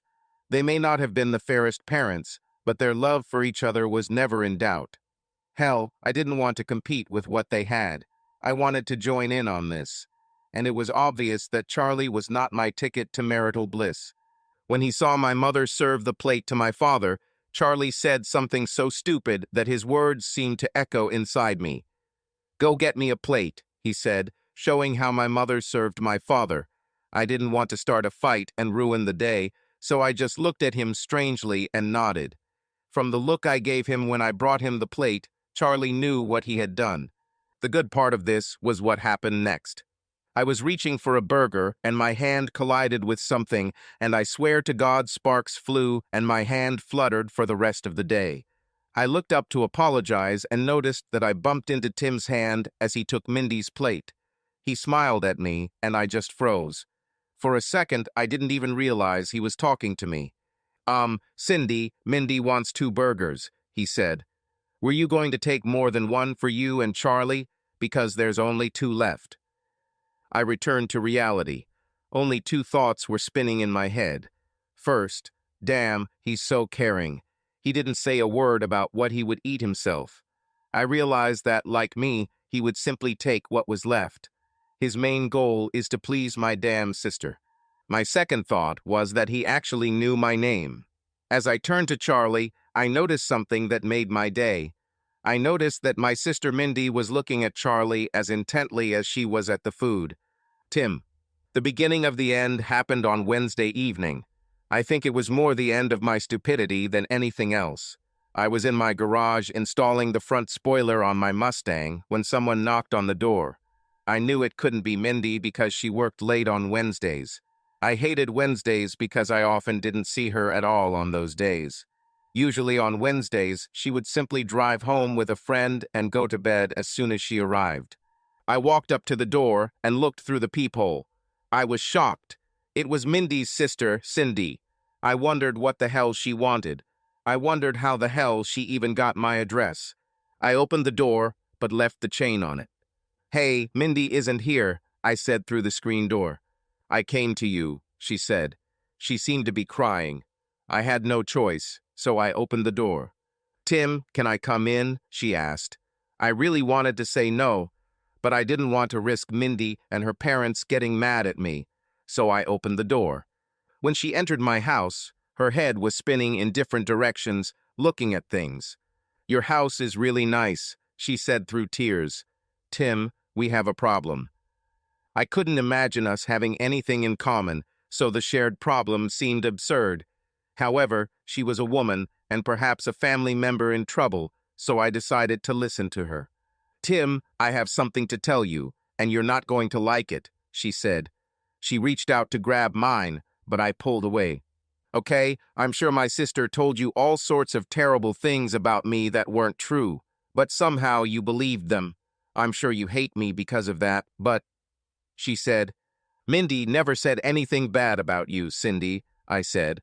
I decided to put her in her place right away before she started lying about my fiancé. She then looked at me with curiosity. "Then why don't you love me?" she asked. "You must have been a cheerleader in school, weren't you?" I asked. "Well, yes," she said, as if she didn't understand that this had anything to do with anything. "To be expected," I said. "You look like that, so why are you here?" She looked even more confused. "Do you remember Charlie?" she asked. "Yes," I said. "Your boyfriend, huh? Good guy." She shook her head. "Tim, he's not my boyfriend. When you two met, it was the first and last date. And I'm sorry, but he's really not a nice guy. I know you like him, and you probably think he's your friend because you have this common love of cars, but he's not really a nice guy." "And what does this have to do with me?" I asked. "Tim," she looked at me, and even though I didn't love her, my heart sank because it was clear that she was in pain. She really was beautiful. In fact, she wasn't just beautiful, Cindy was stunning. "Tim," she repeated, "I need to show you something. I know you don't love me, but at least this time can you come with me? And after you see this, we will need to talk. Maybe after you see this, everything will be clear to you, and you won't want to talk to me. That's normal, but you still need to see it." I nodded, but I had a bad feeling. I was sure it was going to be one of those weird situations that they make movies about on Lifetime. Maybe Charlie was involved with something bad, and she needed me to help him break his addiction. Or perhaps it was even more interesting. Maybe Charlie was involved in illegal street racing, and since my car was much faster than his, she decided to seek my help to get him out of it. I smiled imagining this. I followed her to her car. I was shocked. She had a good car, a Ford Fusion. This is the same car that NASCAR painted its Gen 6 Ford version on. We didn't talk while it was driving, which was good because we didn't have much in common. I was a little scared to be around her because I didn't quite tell her the truth. Mindy didn't really say anything bad about Cindy, but she did tell me how things always work out easier for Cindy. We pulled up to an apartment building on the other side of town. She looked at her watch several times, and we settled down to wait.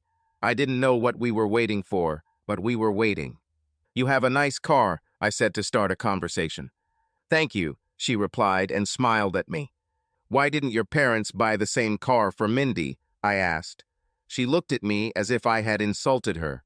"Tim, I paid for my car myself," she said. "I've always paid my own expenses. Just because my parents still pay a lot of Mindy's expenses doesn't mean they do the same for me. Mindy is the one who gets everything handed to her on a silver platter. I have to work for it. What I have, and—" She stopped mid-sentence when I saw Charlie leave the building and walk towards his Challenger. He got into the car and quickly drove away. Cindy started her car and drove off, but in a different direction. "We won't go after him?" I asked. "For what?" she answered. "I don't want him to see us, and it doesn't mean I don't know where he's going." Cindy's route was more efficient. We actually arrived in time to see Charlie get out of his car and walk into the library. I was confused and alarm bells started ringing in my head. I wondered why the hell Charlie was walking into the library where Mindy was working. There were at least 3 libraries in the city, and this one was probably the farthest from his apartment. Secondly, the library was closed. Mindy and the other librarians spent Wednesday evenings doing inventory and other things. He won't be able to enter, or so it seemed to me. Charlie walked around the building to a side door. There was a big, closed sign on the door. He pulled the door, and it opened easily.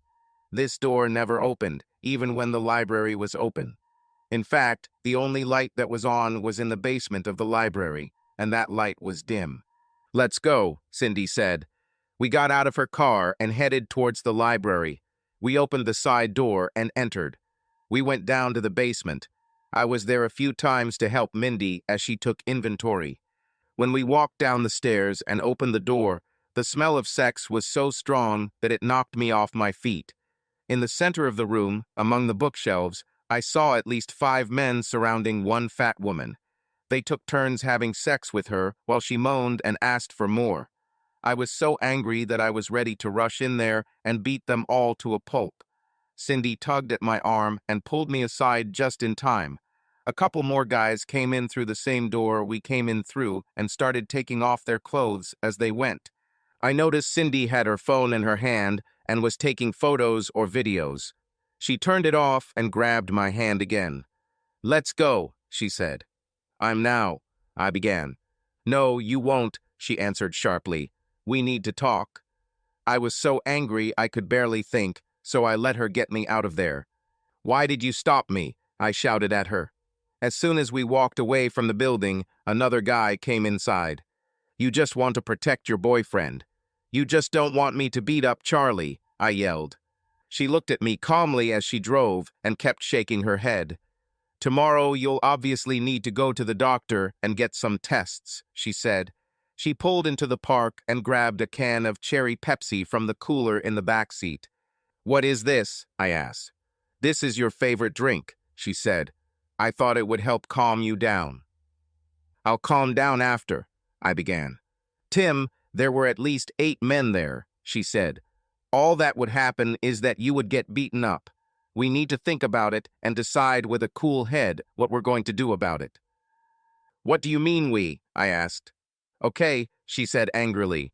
"It's a tough situation, Tim, but I'm not your enemy.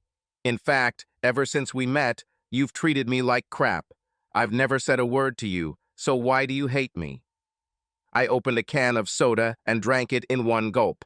"Cindy, I think you're right," I admitted. "It wasn't about you. Like you said, you never tried to be bad for me. It all had to do with something that happened to me a long time ago. When I was in high school, I had a crush on one girl in my class. She was beautiful like you, and she was a cheerleader like you. She fooled me and let me buy her things. I gave her my pocket money and, in general, acted like a fool for the sake of it. Her. This first love can be tough. I was obsessively attracted to her, but she just never paid attention to me. After a few months of this, I simply asked her what it would take for us to become more than friends. She told me that if I wanted to be with her, I needed to get on the soccer team. So the next day I went to the screening. I thought I had a better than average chance. I was in good shape and played football with my friends all the time. And here I am on the field. I stood up as the receiver. When the ball was thrown, I ran the route. I got to the right place. I looked at the quarterback, and I knew at that moment that something was wrong. He shook his head even as he threw the ball to me. I jumped and caught the ball, and 3 huge defenders tackled me as if they had been waiting for this moment. They hit me so hard that I lost consciousness for a second. Even when I came to my senses, I couldn't breathe. The coach came up, and when I opened my eyes, he started screaming. "Get up, boy," he said. "Rub it with mud. Get up, let's try again." I couldn't feel my legs or anything. He looked deep into my eyes and realized that I would probably never even watch football on TV again. "Next," he shouted. While I was trying to move my limbs to make sure I could still move on my own and nothing was broken, I heard the sound of a very harsh but familiar voice laughing hysterically at me. This was my supposed cheerleader girlfriend. She was sitting in the stands with an older guy who looked like a biker, pointing at me and laughing until she cried. Two huge guys who knocked me down picked me up and dragged me off the field. "Let's call your mom," one of them said. "Daphne has done her thing again," said another. "What do you mean?" I asked. "Man, these cheerleaders are weird as hell," the first guy said again. "Especially Daphne. She goes around looking for guys to humiliate," he said. "You're not the first, and you won't be the last. Did you give her money?" "So I stayed away from the cheerleaders from then on," I told her. "I know it's stupid, but I was young and impressionable, and she was so beautiful. I just could never forget it. And damn, you look like her and—" "So you think I'm beautiful?" she asked. "Yes," I admitted. "But most women who are beautiful are F***head up in the head. They act like they don't need a personality because they're beautiful. I've always looked more at a woman's personality and how she treats me than her looks." "Mindy," I started. "I can't believe she—" "So you still want to marry my sister?" she asked. I looked at her like she was crazy. "What did I do to make her start doing this?" I asked. She looked at me and shook her head. She took my hand and told me her story, and the story of the Mindy I never knew. "So you didn't do anything to make her start this," she said. "Mindy has always been like this. She may have slowed down and does it less now that you're together. But for some reason, she just can't give it up. You'll probably have to ask her about that. As for why she is sleeping with Charlie, I think it's more about showing me who's boss again." "What do you mean?" I asked.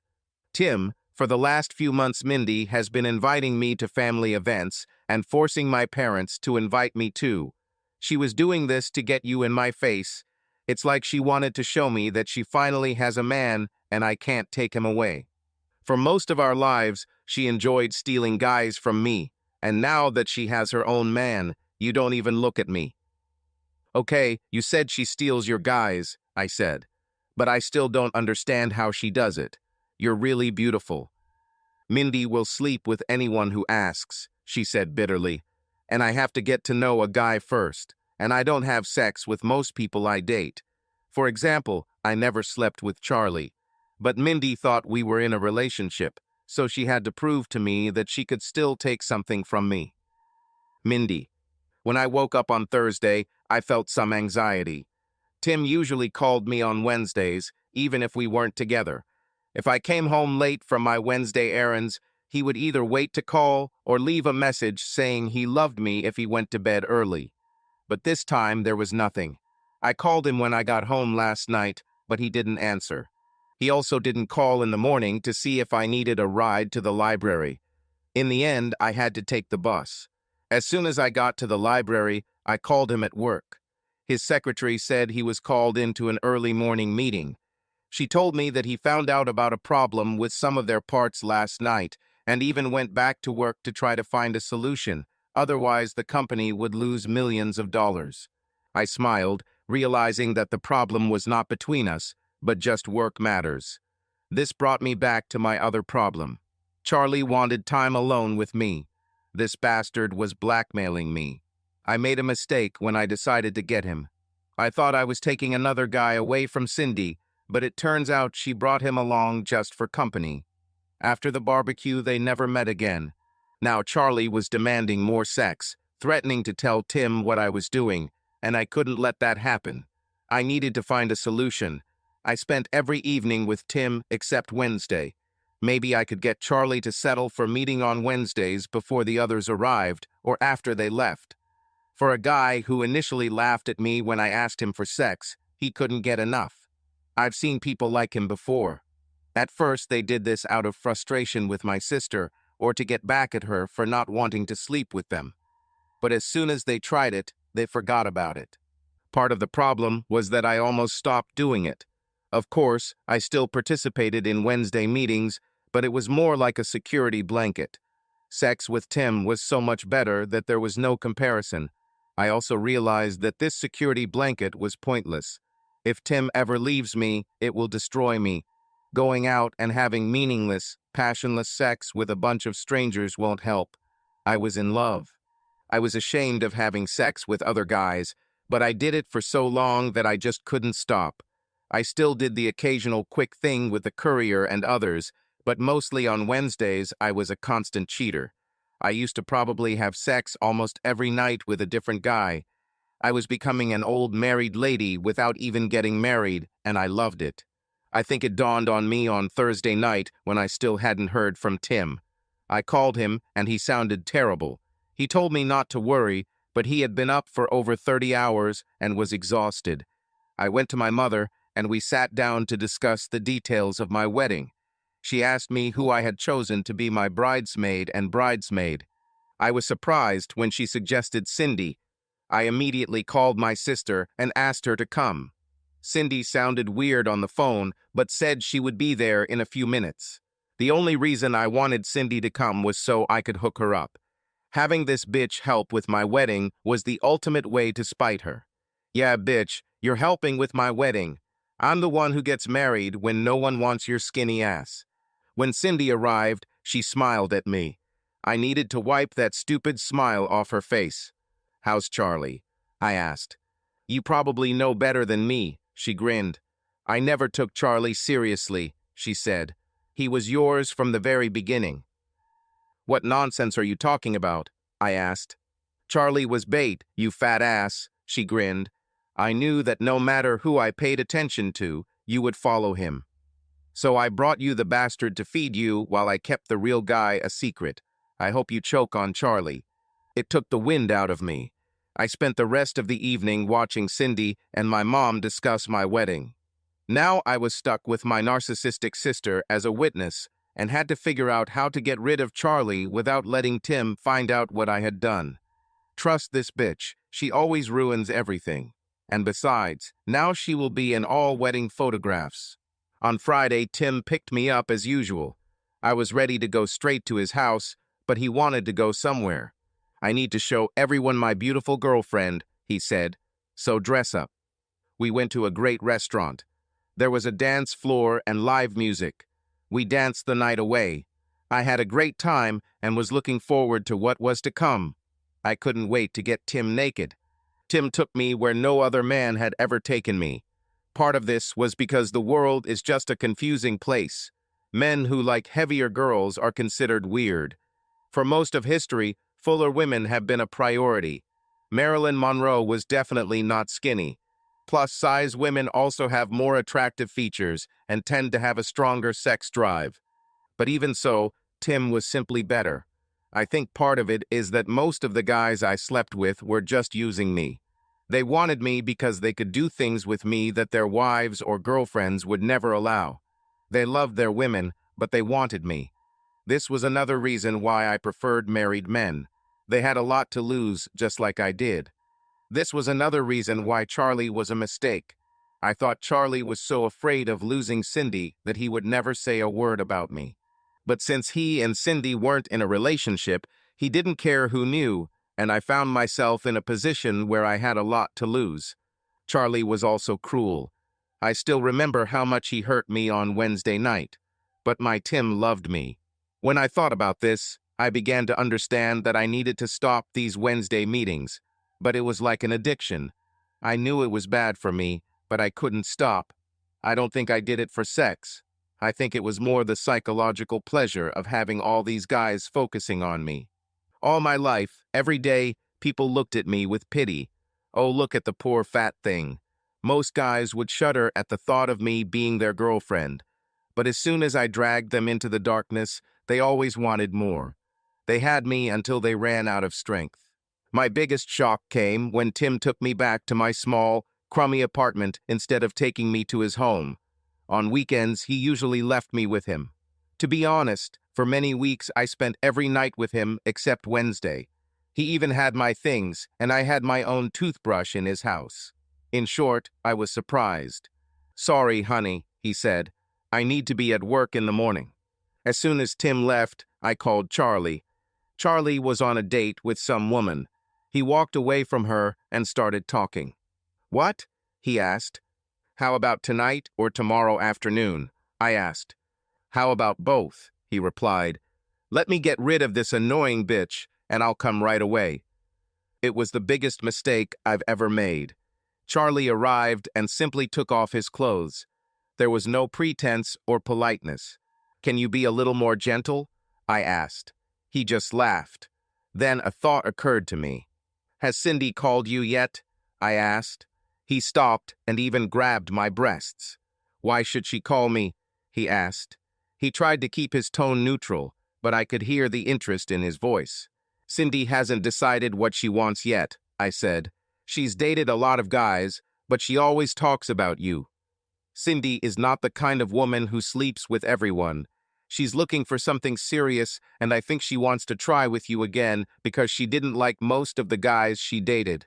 He was so happy that he smiled. My ass was bruised. I couldn't let Tim see this. "See you Wednesday," he said as he walked out the door. "I don't think so," I answered. "If I'm not invited, I'll call Tim," he laughed. I started crying when he closed the door. Cindy.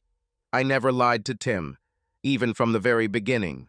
When he suggested that I was just telling him about Mindy to help my boyfriend, I agreed with him and was 100% honest.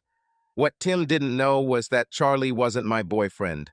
When I said my boyfriend, I was talking about Tim, even though he wasn't my boyfriend yet. In the days that followed, I was happier than I had ever been in my life. I watched Tim gain strength and overcome his pain and shock from what my sister did to him. He did this mainly because he thought we were going through this together, and he needed to be strong to help me. I know it was a little unfair to let him think I was suffering because of Charlie, but in the end it brought us closer, and I have no regrets. On Thursday morning, Tim asked his secretary to help him avoid Mindy while he was driving to the clinic for an STD test. I helped him practice, trying to look normal in front of Mindy. It took me a while to convince him that the rough approach just wouldn't work. If he had gone there aggressively, he would have simply ended up in an even worse situation. One of the guys who regularly attended Mindy's group sex parties was a high-ranking official in the local police force. Tim and I put our heads together and came up with a better way to deal with this. In the days leading up to our surgery, I enjoyed the time I spent with my sister discussing her wedding. She specifically chose the ugliest bridesmaid dresses I've ever seen. It seemed like she was deliberately trying to make me look as bad as possible. The dress had a huge ruffle at the bust line, which I assume was intended to hide my breasts.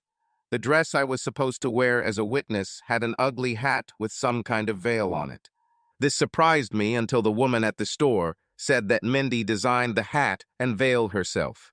I just laughed about it, mainly because I knew that I would never wear it because there would be no wedding, and deep inside I realized that this could turn against me. When this was all over, I could lose my parents if they sided with Mindy like they always did. Perhaps I will be left without Tim. As strange as it may sound, the chance to be with Tim was worth sacrificing his family. Old proverbs can go to hell. Is family everything? Not when your family is clearly dysfunctional and biased. Is blood thicker than water? Well, love is thicker than blood. Tim. I made it through the weekend and felt stronger. When I first saw what was happening and what Mindy was doing, it felt like my heart had been ripped out of my chest. I felt like the biggest fool in the world. For most of my life, starting in high school, I protected myself by only picking the low-hanging fruit. I deliberately avoided the most beautiful girls. I only dated women who had great personalities. I didn't care about physical disabilities because I really wanted to find someone who would love me and treat me well. All the slim, beautiful women usually acted either arrogantly or thought their shit didn't smell. I preferred plump girls with a normal head on their shoulders. With Mindy, it wasn't love at first sight. I was attracted to how she helped me in the library and how nice she was. And then I was attracted to her big round ass and breasts, and I wanted to continue the relationship. I figured that maybe no one else wanted her, and we could live our lives together without jealousy and all that nonsense, but it wasn't meant to be. Talking to Cindy made me see Mindy for who she really is. On Friday night, I saw Charlie come into Mindy's apartment after I dropped her off at home. I had no illusions about why he went there. On Saturday, Mindy called me and told me that her mom was a little sick, and she was staying with her parents for the weekend to help take care of her. I asked Cindy to stop by on Saturday morning, and she called me from her parents' house and said her mom was okay, but Mindy had a bruise on her face. When we compared our observations, we both came to the conclusion that Mindy and Charlie's Friday night encounter was probably too violent. Cindy reminded me that this is actually a good thing. At least now I won't have to come up with a reason why I can't have sex with Mindy on the weekend. Saturday night, Cindy came over to my house and cooked me dinner. We discussed the details of the plan and talked about what each of us wanted from life. She made me realize that when our plan was completed, it wouldn't just be the end. I had several options. All that will happen, she said, is that Mindy and Charlie will know that we know what's going on. This in itself doesn't mean anything. You and I will have to make decisions about how to proceed. Fortunately, neither of us is married. In my case, that means it's over between me and Charlie. We have no hope and no future. Tim, all I need is a man who will love me. I need someone who can put up with my quirks and be faithful to me. On the other hand, I will love him like no one else. He will become the center of my life, the only owner of my heart and the father of my children. She ran her hands over her chest, along her sides and over her thighs. All this will be his only, she said, looking at me. Unlike my sister, he will never have to share me with anyone. I think my sip was heard in the next state. But he will also have some problems to deal with, she continued. Sexually, I don't have as much experience as my sister, so he might have to teach me some things. I had a hard time concentrating while she was talking. But don't worry about me, she smiled. Now that I know what a jerk Charlie is, I'm sure I won't have any problems finding someone who can put up with me. What about you, Tim? Oh, I would. What do you mean? I asked. I almost blurted out that I would gladly put up with her, but fortunately, I restrained myself in time so as not to embarrass myself. What are you going to do with Mindy? She asked. Will you make her jump through hoops to earn your forgiveness? Will you make your own rules? Or will you just have a stern conversation with her? None of this, I said sadly. Cindy, I know she's your sister, but I can't forgive her. I can never trust her again. I keep thinking about how many times she came home and climbed into bed with me after being with another man or several. I don't even know if I received what is called second rate or 10th rate. It's over between Mindy and me. There is no turning back. Maybe if it was just one guy she's known for a long time, and no, I won't lie to you. I think, like you, Cindy, I need to know that my partner is my partner. I just can't share and tolerate lies. Trust is a big issue for me. She came up to me and took my hand. You know, I understand that you don't love me, and we were just brought together by circumstances, but you have a friend who will help you get through this, no matter how long it takes you, she said. I looked into her big, beautiful eyes and immediately looked away. You're not that bad, I blushed. So Monday morning, I went back to work as usual. I didn't see Mindy all weekend, and I think that really helped. Another old proverb that turns out to be complete nonsense is the one that states that absence makes the heart grow fonder. Absence really helps you forget. I think it's more like out of sight, out of mind. I worked my ass off, went out several times to buy things we would need for our plan. Cindy was really helpful. She was the one who brought Jeff into our plan. Jeff worked for a gas company. His sister was the wife of one of the guys Mindy slept with. By pretending to look for a gas leak, Jeff was able to break into the library on Friday and install several small video cameras. We had 2 cameras at different angles in the pantry. We also had several cameras in the hallway leading there. What Jeff received in return was a copy of the videotapes that his sister could use in her divorce proceedings as she planned to rip off her husband. They were married for over 10 years and had 2 children. I couldn't understand why Jeff's husband would cheat with Mindy. His wife was about the same size as Mindy and a little prettier. It didn't make sense until Cindy reminded me how dirty Mindy could be. There are some things that most women don't do, but Mindy has no such restrictions. Around lunchtime, all my worries and stress returned with renewed vigor. My phone rang, and I automatically picked it up. I'm upset, she said. Me too, I hissed. I almost forgot that I had to keep pretending that everything was fine between us. You know, most guys call their girlfriends at least a couple of times a weekend to find out how they are doing, she said in an offended voice. Why do you think I'm upset? I asked. I called you on Saturday afternoon, and your sister said that the sound of the phone might upset your mother. I had to go without my Mindy for 2 days.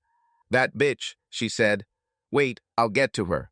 So I'll definitely see you tonight, right? I asked, sounding desperate. And we'll stay home, right? I asked. I took a chance, but Cindy told me that the bruises on Mindy's face were healed enough to be covered up with makeup. But she also said that Mindy was still rubbing her butt on Sunday afternoon. Do you think you only need me for this? Do you think I'm just a big ass and a couple of breasts? Asked Mindy. No, dear, but... I began. Mindy, I'm sorry. I will never expect you to want to have sex with me again. We can just... No, she almost screamed.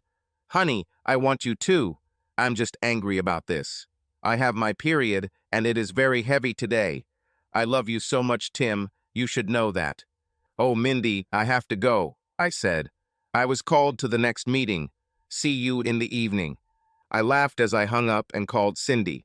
Hello, she said in her working voice.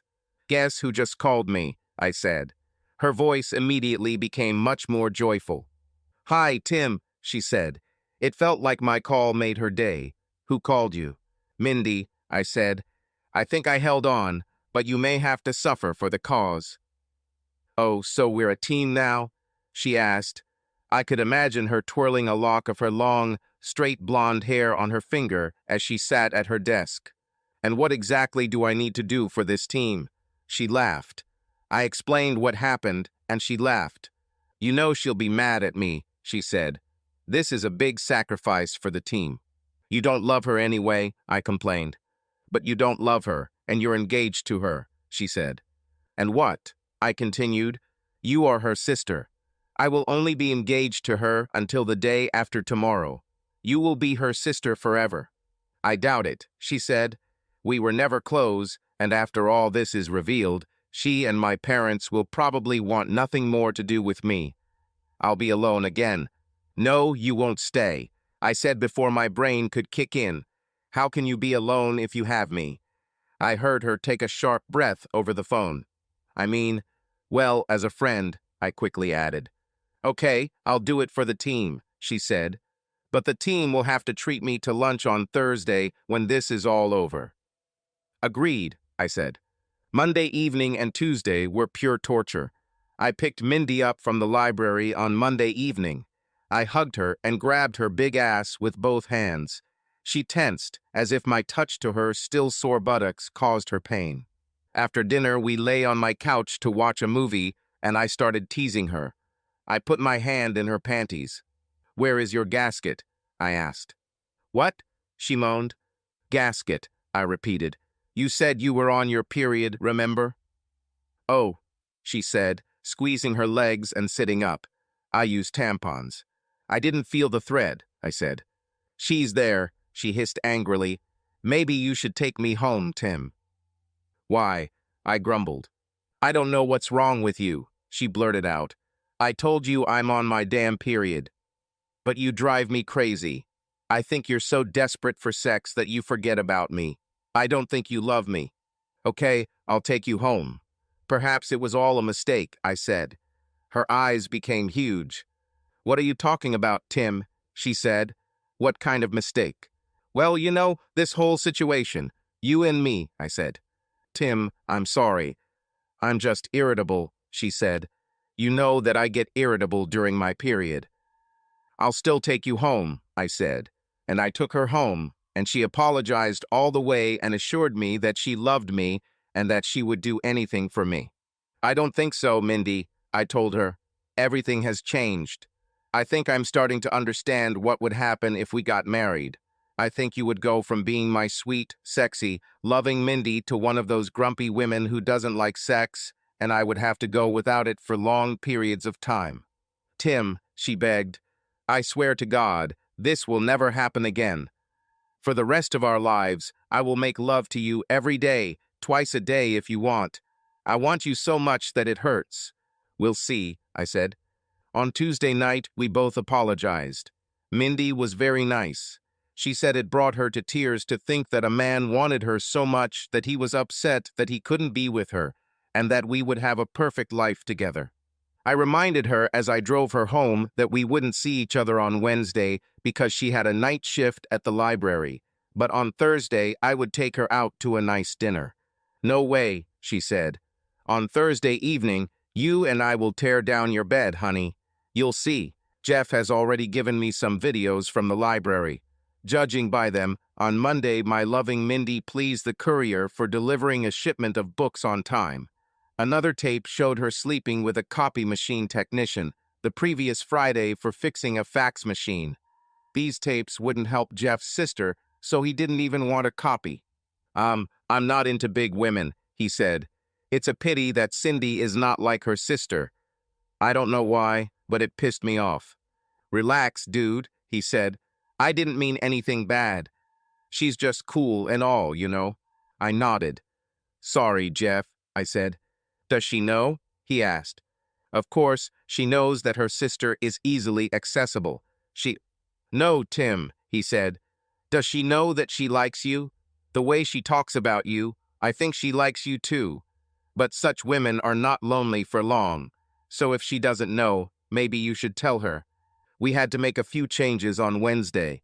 Jeff wanted to be there, and so did his sister. She was furious and could barely contain herself. Jeff wanted to be there to protect his sister. On the other hand, I had to tell Cindy that I didn't want her there. What are you talking about, Tim? She asked. Of course, I'll be there. No, you won't, I said. Trust me, I can handle it. But I have nothing to lose. I don't want you to be cut off from your family if we can avoid it. I'll make sure Charlie gets what he deserves. She threw back her head and laughed. Tim, it was never for Charlie. I only met this idiot once. We never had a relationship. I never wanted to marry him and become Cindy Brown. I only brought Charlie once because I was tired of being reproached by you all the time. I never reproached you, I said. I didn't say that you reproached me. I said that they reproached you. Mindy always used you to show that she was better than me. She had the perfect guy who loved her, and I always worked until exhaustion and achieved nothing. I always told you how our parents treated us. I worked hard at school and got straight A's. My parents didn't notice this. Mindy never did anything. She would bring home C's or D's, and her parents would praise her and tell her how hard school was for her, she said. Cindy jumped up and began to passionately prove her point. I needed to calm the situation. I gently stroked her arm and then sat her back down on the sofa.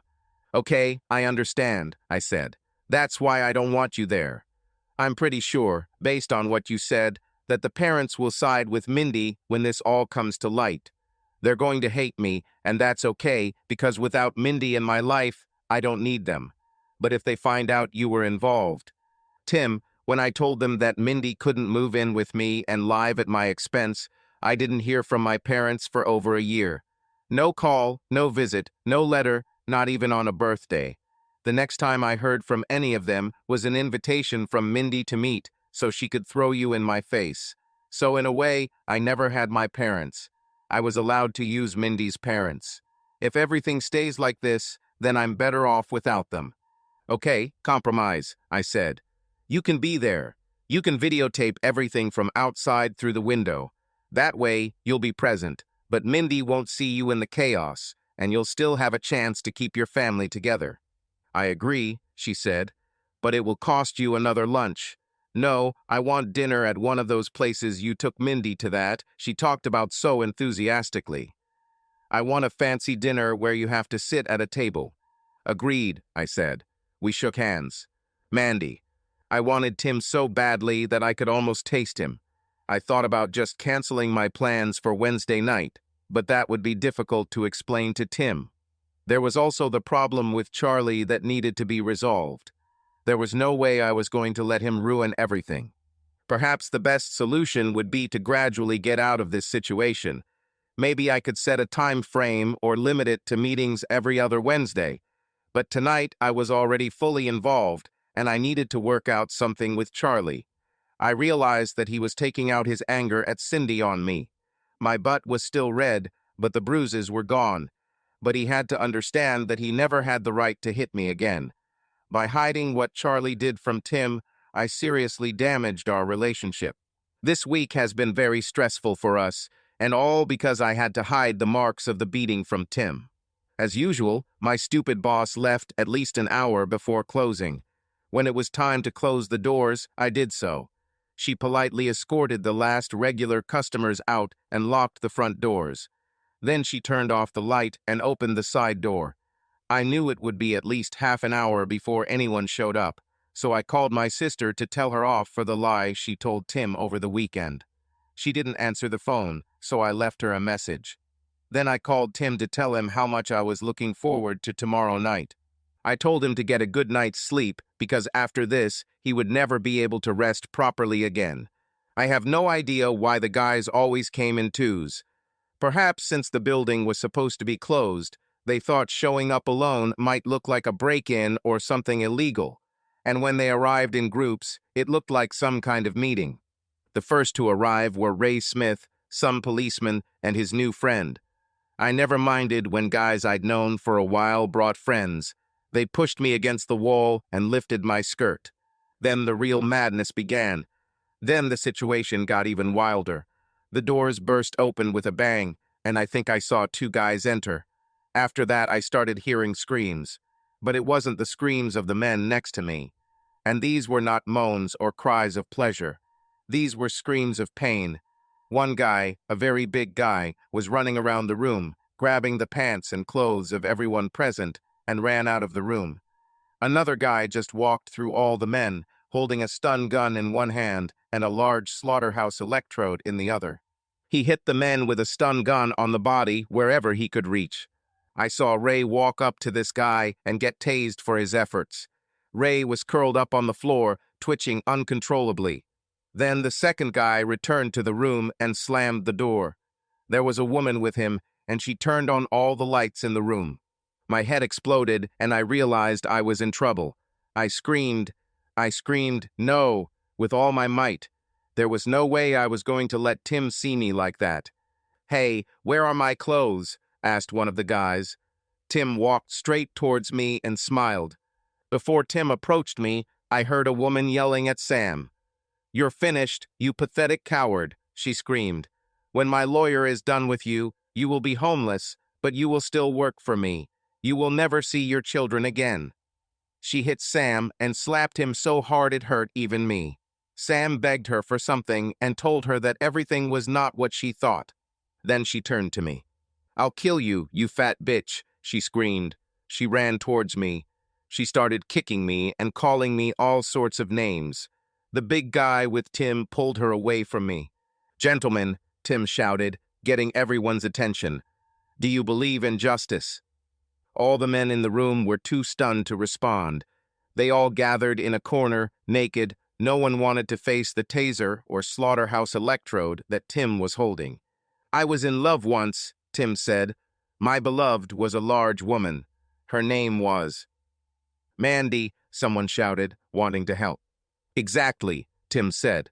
"So, I loved her more than you can imagine, until a friend told me that she was the lowest, dirty, disgusting bitch on the planet.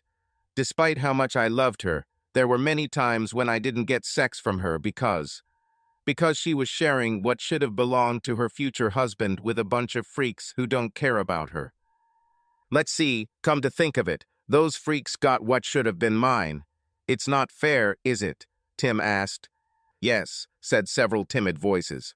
"But Tim, you're the only one I love," I said. "Honey, you have to let me explain. We can work things out." "Shut up, bitch," the woman said. She walked up to me and kicked me again, then snatched the stun gun from Tim's hands and placed it on my left breast. She didn't just touch me like Tim did with men. She pressed it against my sensitive skin and held it there. I lost consciousness. When I came to my senses, a man from their company was patting me on the face. "Damn, I almost thought you killed her," he said. It's a pity I didn't kill you, the woman replied. Anyway, Tim continued, my relationship is over. It's your fault. My engagement is broken. It's your fault. My heart is broken, and again, it's your fault. What do I get as a result? What do you want? Asked one of the guys. The first thing I want, Tim said, is for all of you, especially you, Ray, to look out the window. If you look closely, you will see a red light. This red light is on the video camera that is recording us right now and has been doing so since Ray and his friend came in tonight. The men began to whisper. If you know my name, you know I'm a cop, Ray said, so you know that I can make your life very difficult. There's nothing you can do, Ray, Tim said, because if you're a cop, you have twice as much to lose as everyone else. If this video gets out, in addition to losing your wife and children, you will lose your job and career and become the laughingstock of the entire law enforcement community. No, Ray said. You might be wondering how I know who you all are, Tim continued. I don't know all of you, but I know some of you. He crossed the room and hit Charlie in the face so hard that Charlie's head snapped back. Charlie met Mandy's sister here. Now he's dating his boss's daughter. How do you think your boss, Charlie, will take this video? I think as soon as he sees it, you'll have to look for a new job. How many years have you been working there? As for you, Ray, I'm very interested in you, Ray. Your wife is beautiful. She's slim, she has a figure like a brick house, and she loves you like crazy. How many years have you been together? 17, Ray nodded. It could all end here, Ray, Tim said. If I ever get a speeding ticket or even a warning, this video will be on YouTube within 10 minutes. Videos from last week and the first part of today's events have already been uploaded to a secure server and to a couple of my friends who live in other states. If anything happens to me, the tape will come out. Then all the men began to whisper. Like I said, I don't know all of you yet, Tim said. Some of you may not care about anything other than your reputation. Some of you are single and self-employed, but even those people won't want this video on the internet. I'm thinking about selling the record. They'll probably give it some really cool names. I will make sure that all of you are recognized for your work. That way you can't sue me for copyright infringement or anything like that. And by morning, I will recognize all of you. Our friend is copying your driver's licenses right now, so I'll have your home addresses and all your other information. This way, each of you will be able to receive a copy of the recording by mail. Please, no, a man shouted from the back of the room. I'll do anything, just don't do this. Well, Tim said, I'm going to take a couple of days to think about it. You guys are so well organized and had my fiancée together, so I will leave it to you to think of a proposal together to compensate me for what you stole from me. I will meet with your representative on Monday afternoon in the same library. But remember, if anything suspicious happens, the recording will be released, and we will send copies to all your homes and places of work. Clear? Yes, said several men. Your clothes are in the corridor outside the door. Your wallets will be returned to you by mail within a few days. Good night. Tim and Jeff moved to the wall to allow the men to pass them by. Ray approached them. Tim, I know your father, Ray said. He's a good man and... That has nothing to do with this, Tim replied sharply. You have it all, Ray.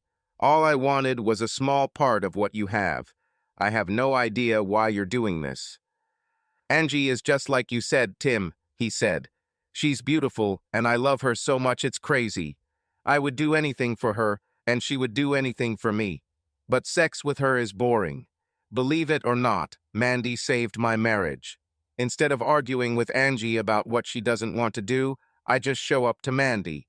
And you must understand that our relationship with her began long before you got along with her. Damn, I expected her to stop, especially after you got engaged. But I just thought that since she's still doing it, I'll take advantage of it. If this means anything, I'm sorry and I hope we can find some way to work things out for you. I will help in any way possible. Even if the other guys go crazy, I hope we can find a way to keep my family together, and I swear to you that this won't happen again. I simply nodded to him. Tim, Mandy pleaded, I just shook my head and left the room. "Tim, please," she shouted after me. The next morning, I received a call from Mandy's mother. "Tim, can I come to your office today to talk?" she asked. "Of course," I said. Less than an hour later, she was sitting at the table across from me.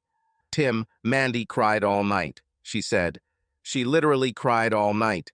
There was nothing we could do to calm her down or comfort her. What do we need to do to get you two back together and get your wedding preparations back on track? I know Mandy is a little spoiled. It's probably her father's fault, but she loves you. Whatever is going on between you, it can't be serious enough to give up on how happy you were with each other. Before this, I had never heard my daughter apologize to anyone. I can't believe you won't accept her apology." "Do you know what we fight about?" I asked her. "Not really," she said, "but this can't be." "Ask her what it's about," I said. "If she doesn't tell, I will, but I want to give her the opportunity to tell you first." I guess I thought that after I got my revenge on Mandy, I would feel better. But no, I only got worse. I truly loved Mandy, so her pain became my pain. I spent Friday evening and the rest of the weekend with Cindy. We watched movies together, played games, and went for rides in the car. "Cindy, shouldn't you be with your family, helping Mandy get through this?" I asked. "Tim, my mom and dad are surrounded by their baby. They completely forgot about me, as usual. I left them a couple of messages to see how they were or what they were doing, but they didn't respond. I visited them on Saturday morning before I went to see you. They were evasive and couldn't wait for me to leave. I think they were worried that I would laugh at Mandy or tease her while she was suffering." I just shook my head. "When I have children, I will love them all equally, as families should," I said. She simply smiled. "So everything you were worried about didn't happen," she said. "Even though they didn't know I had anything to do with it, they still left me out. I'd rather have a friend who cares about me enough to try to protect me than a family that ignores me." "About this," I began, "someone told me that I should tell you." "You mean Jeff thought you should tell me you love me?" she smiled. "Yes, that's it," I said. "I didn't think it was worth bringing up because when you smile at me, it's like the warm sun warming my whole body," she said. "Several things happened Monday afternoon. First, Jeff and I met with a representative from the group. Ray slid a piece of paper across the table to me. 'This is the best we could come up with,' he said. I looked at the paper that had the number on it. The amount was $100,000. "That's not enough," I said. "What do you want?" he asked. "Ray, I never needed money," I said. "I already told you, all I ever wanted was for you guys to have everything and waste it. I want you all to agree to testify against Sam in his divorce if necessary, although it may not be necessary. The second thing I want you all to do is come home and really look at what you have, and then love and adore your wives and families as you should. Because I do have these tapes, and every time I hear of one of you doing something like this again, I will release the tapes. If your sex life is boring, you need to spice it up some other way. Because if I hear about any new Mandys or other affairs, I'll make you all famous bastards." "But what do you get?" he asked. "What will you gain from this?" "What I always wanted," I smiled. "I just didn't get it with Mandy." I smiled as I left for my second meeting that day. It was very close. I placed the DVD under the head librarian's door and began looking through several books, waiting for a reaction. Mandy had no idea what I had done. She was on the front lines of the library helping patrons. Her boss ran out of his office and shouted, "Mandy E!" just as I was leaving the building. At the same time that Mandy was being fired and threatened with possible legal action, Charlie was being fired and getting his ass kicked all over town. That evening, Cindy and I were relaxing by the fireplace when someone knocked on the door. I opened the door, but left the chain in place, just like the first time Cindy showed up. "What do you need, Mandy?" I asked. "I want to come in so we can talk about it," she said. Cindy stood up from the couch and picked up her glass of wine, heading towards my bedroom. "Let her talk. Let him say whatever he wants," she whispered. "I'll give you half an hour," I said. I pointed to the dining table. I thought Cindy would be easier to hear from there. "Why can't we talk in our bedroom like we always do?" she asked, smiling. "I'm not sure it will be safe," I said. She smiled widely and shook her head. "Yes, you know that if we end up in bed, I will make you forgive me in seconds," she grinned. "That's not the point, Mandy," I said. "What I meant was that my sty test results are not ready yet. Who knows what you might have already conveyed to me." Her smile immediately faded. "You're not going to make this easy for me, are you?" "Just say what you want, Mandy," I said. "Sorry, Tim. I love you. I was doing this long before we got together. I should have stopped, but it was like insurance. You know, in case you leave me. I promise this will never happen again, okay?" she said. "Mandy, I'm sorry too. I loved you too. But I never cheated on you. It was a risk for me too. But I loved you without insurance. You could just as easily break my heart. But I loved you enough to trust you. And anyway, you won't do this anymore, at least not with me, because it's over between us. But at least you have the satisfaction of knowing that you were right, and you're in a better position than me. Now that we've broken up, you can just have sex dates again. All I have to get over my breakup with you are my friends." "You have to forgive me," she cried. "I came here and apologized. None of the guys I know want anything to do with me. I don't know what you did, but none of them are answering my calls, and I was also fired. Someone sent my stupid boss a copy of your post. After she fired me, I called the other 2 libraries in town, and neither of them would hire me. They won't even hire me as an unpaid volunteer. I have nothing left." "You still have your mom and dad and your sister," I said. "To hell with them," she screamed. "My parents are old. They don't understand anything. What about my sister? This bitch does nothing but laugh at me. She spent most of her life just trying to outdo me. Why else did she get good grades in school when I didn't? She then became a cheerleader. I hate that bitch.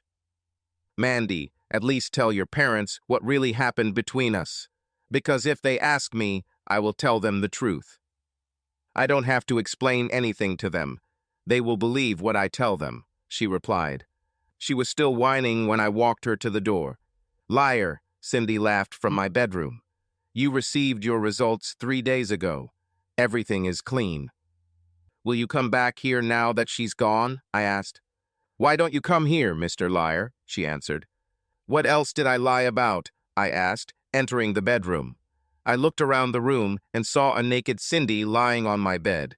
She sat up and looked at me playfully. "You and I are much more than friends," she giggled. "Cindy and I arranged our lives and became the couple I had always dreamed of. Perhaps a month later, an event occurred that brought us even closer. Things moved much faster between us than with Mandy. It seemed that we were truly made for each other. In fact, after we made love for the first time, she moved in with me almost immediately. One evening, after dinner, it seemed the most natural thing to do was answer the door when the bell rang. She opened it, wearing only a t-shirt and shorts. She was even barefoot. After the door opened and she said she would open it, I didn't hear anything else. I went to the door and saw her standing with her hand over her mouth and her parents standing on the threshold. "Why?" asked her father. "Why did you do this to your own sister?" "George, we need to sit down and talk about this," I said calmly. "What is there to talk about?" he asked. "We loved you like a son, and this is how you repay us. You took my daughter, led her by the nose, and then threw her away like trash because of a misunderstanding. Now I understand why you abandoned poor Mandy. I thought you were better than this. I thought you were able to see her as a beautiful woman inside, despite her appearance." He turned to Cindy. "You are no longer our daughter. Anyone who can do this to his own sister doesn't deserve a family." "Okay, Dad," Cindy said. "I agree with that." "George, do you even know why I broke up with Mandy?" I asked. "Now I know," he said, shaking his head. I grabbed his hand and pulled him into my office to show him the video while Cindy tried to talk to her mom. As the video played, George became shocked. "She must have been tricked into this," he shouted. He ran out of the house, dragging his wife with him. "Sorry," I said when they left. What are you apologizing for? Cindy asked. You, your family, and our friends are all I need. Cindy and I got married about a year later. We invited her parents, but they didn't come. When our son was born, they didn't show up either. Almost 5 years later, Cindy and I were relaxing in our yard while our 4-year-old son chased his new puppy through the grass, and we saw them again. Joey ran over to the two-person hammock where my wife and I were relaxing, cuddling. "Who are these people?" he asked, pointing to the gate. "These are your grandparents," Cindy said, standing up and slowly walking towards the fence. "No, they're not," Joey replied. Like most 4-year-olds, he knew everything. "My Nana and Papa are not strangers. These people are strangers." He ran back to play with the dog. He had no further interest in the people who stood and looked at him. "George, how can I help you?" I asked. "Can we come in and talk?" he asked. I nodded and opened the gate. "Your house and yard are so beautiful," Cindy's mom said, looking around. "Where's Cindy?" "Probably inside," I said with a shrug. "Can I look at him? At my grandson?" she asked. I nodded again. She walked over to where Joey was rolling on the ground and the puppy was licking his face. He laughed, trying to push away the puppy's insistent tongue. Suddenly, Cindy ran out of the house and rushed to her mother. "Get away from my child," she screamed. There was so much rage in her voice that it stunned even me. Her mother froze in place. Cindy grabbed the keys to my Mustang and took Joey and the puppy. "I'm taking Joey to his real grandparents," she said, kissed me and walked away, leaving me alone with her parents. "We came to ask you for a favor," George finally said to break the silence. I looked at him. "Mandy is in the hospital," he said. "She wants to talk to you. She wants to talk to both of you." I sighed. "I can't speak for Cindy," I said. "One of the things that makes our marriage successful is that we love each other, but we don't take each other for granted. I can talk to her when she gets back to find out what she wants to do. But for me, it all ended 5 years ago. I don't see any reason to talk to Mandy just because she's sick." "Tim, you were right. I must apologize to you for the words I said then. I can't imagine the pain you were going through then. I think we handled the situation poorly. I'm glad you and Cindy had each other to hold on to. I just didn't want to believe that my Mandy could do something like that." "You were just being a father," I said, "or at least half of my father." "I'm not Mandy's stepfather," he smiled. "I didn't mean stepfather," I said. "I meant my father's half. You had 2 beautiful daughters, but you only paid attention to one of them. Cindy has worked her whole life, hoping you'd notice her. But you never paid attention to her. We are happy. We have a wonderful life, and we love each other. I can't speak for Cindy, but Mandy, sick or not, I don't care." "She's not just sick," he said slowly. "She's dying, Tim." "What?" I burst out. "After you broke up, she couldn't get over it. She started having sex left and right again. We couldn't stop her. We took her to doctors and psychologists. She said she had a hole in her heart that she couldn't fill. She slept with all kinds of men, of every color and nationality. It was disgusting. We even caught it a couple of times at our house. But in the end, it all caught up with her. She started getting sick and was diagnosed with HIV about a year ago. At first, medications and cocktails helped, but a few months ago, she developed AIDS. She doesn't have long to live." "We've talked a lot in recent weeks," he continued. "Her mother and I now know the whole truth. We know how horribly she treated Cindy while they were growing up. Did you know that Mandy has been trying to get all of Cindy's boyfriends away since her first date? Every time Cindy found a guy she liked, Mandy slept with him." "It doesn't matter anymore," Cindy said, standing behind us. "When it became important, I got it," she said. "Where is my grandson?" Cindy's mom asked. "You don't have a grandson," Cindy hissed. "I've been invisible to you my whole damn life so Mandy could live like a spoiled princess. I won't let you ruin my son." "But what about Mandy? She wants to apologize," George said. "It's time for Mandy to realize that there are some things she can't get," Cindy said. "You couldn't teach her that, so I'll have to do it." "But she's your sister," George whined.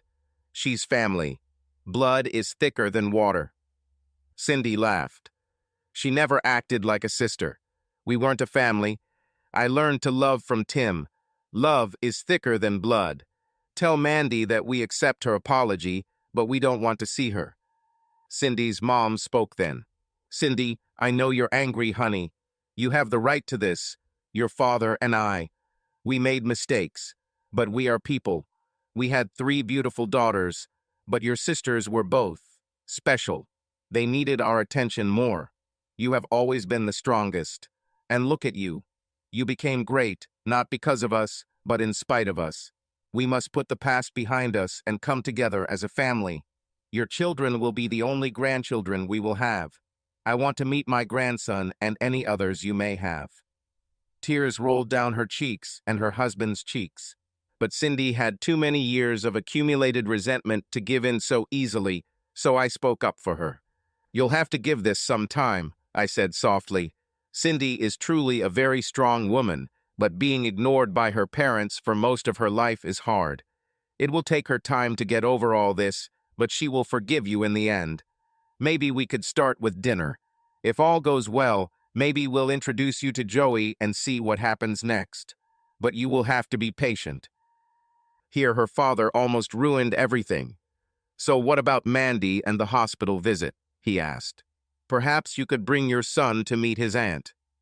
Get the hell out of my yard, Cindy screamed, and don't come back. Her father was stunned.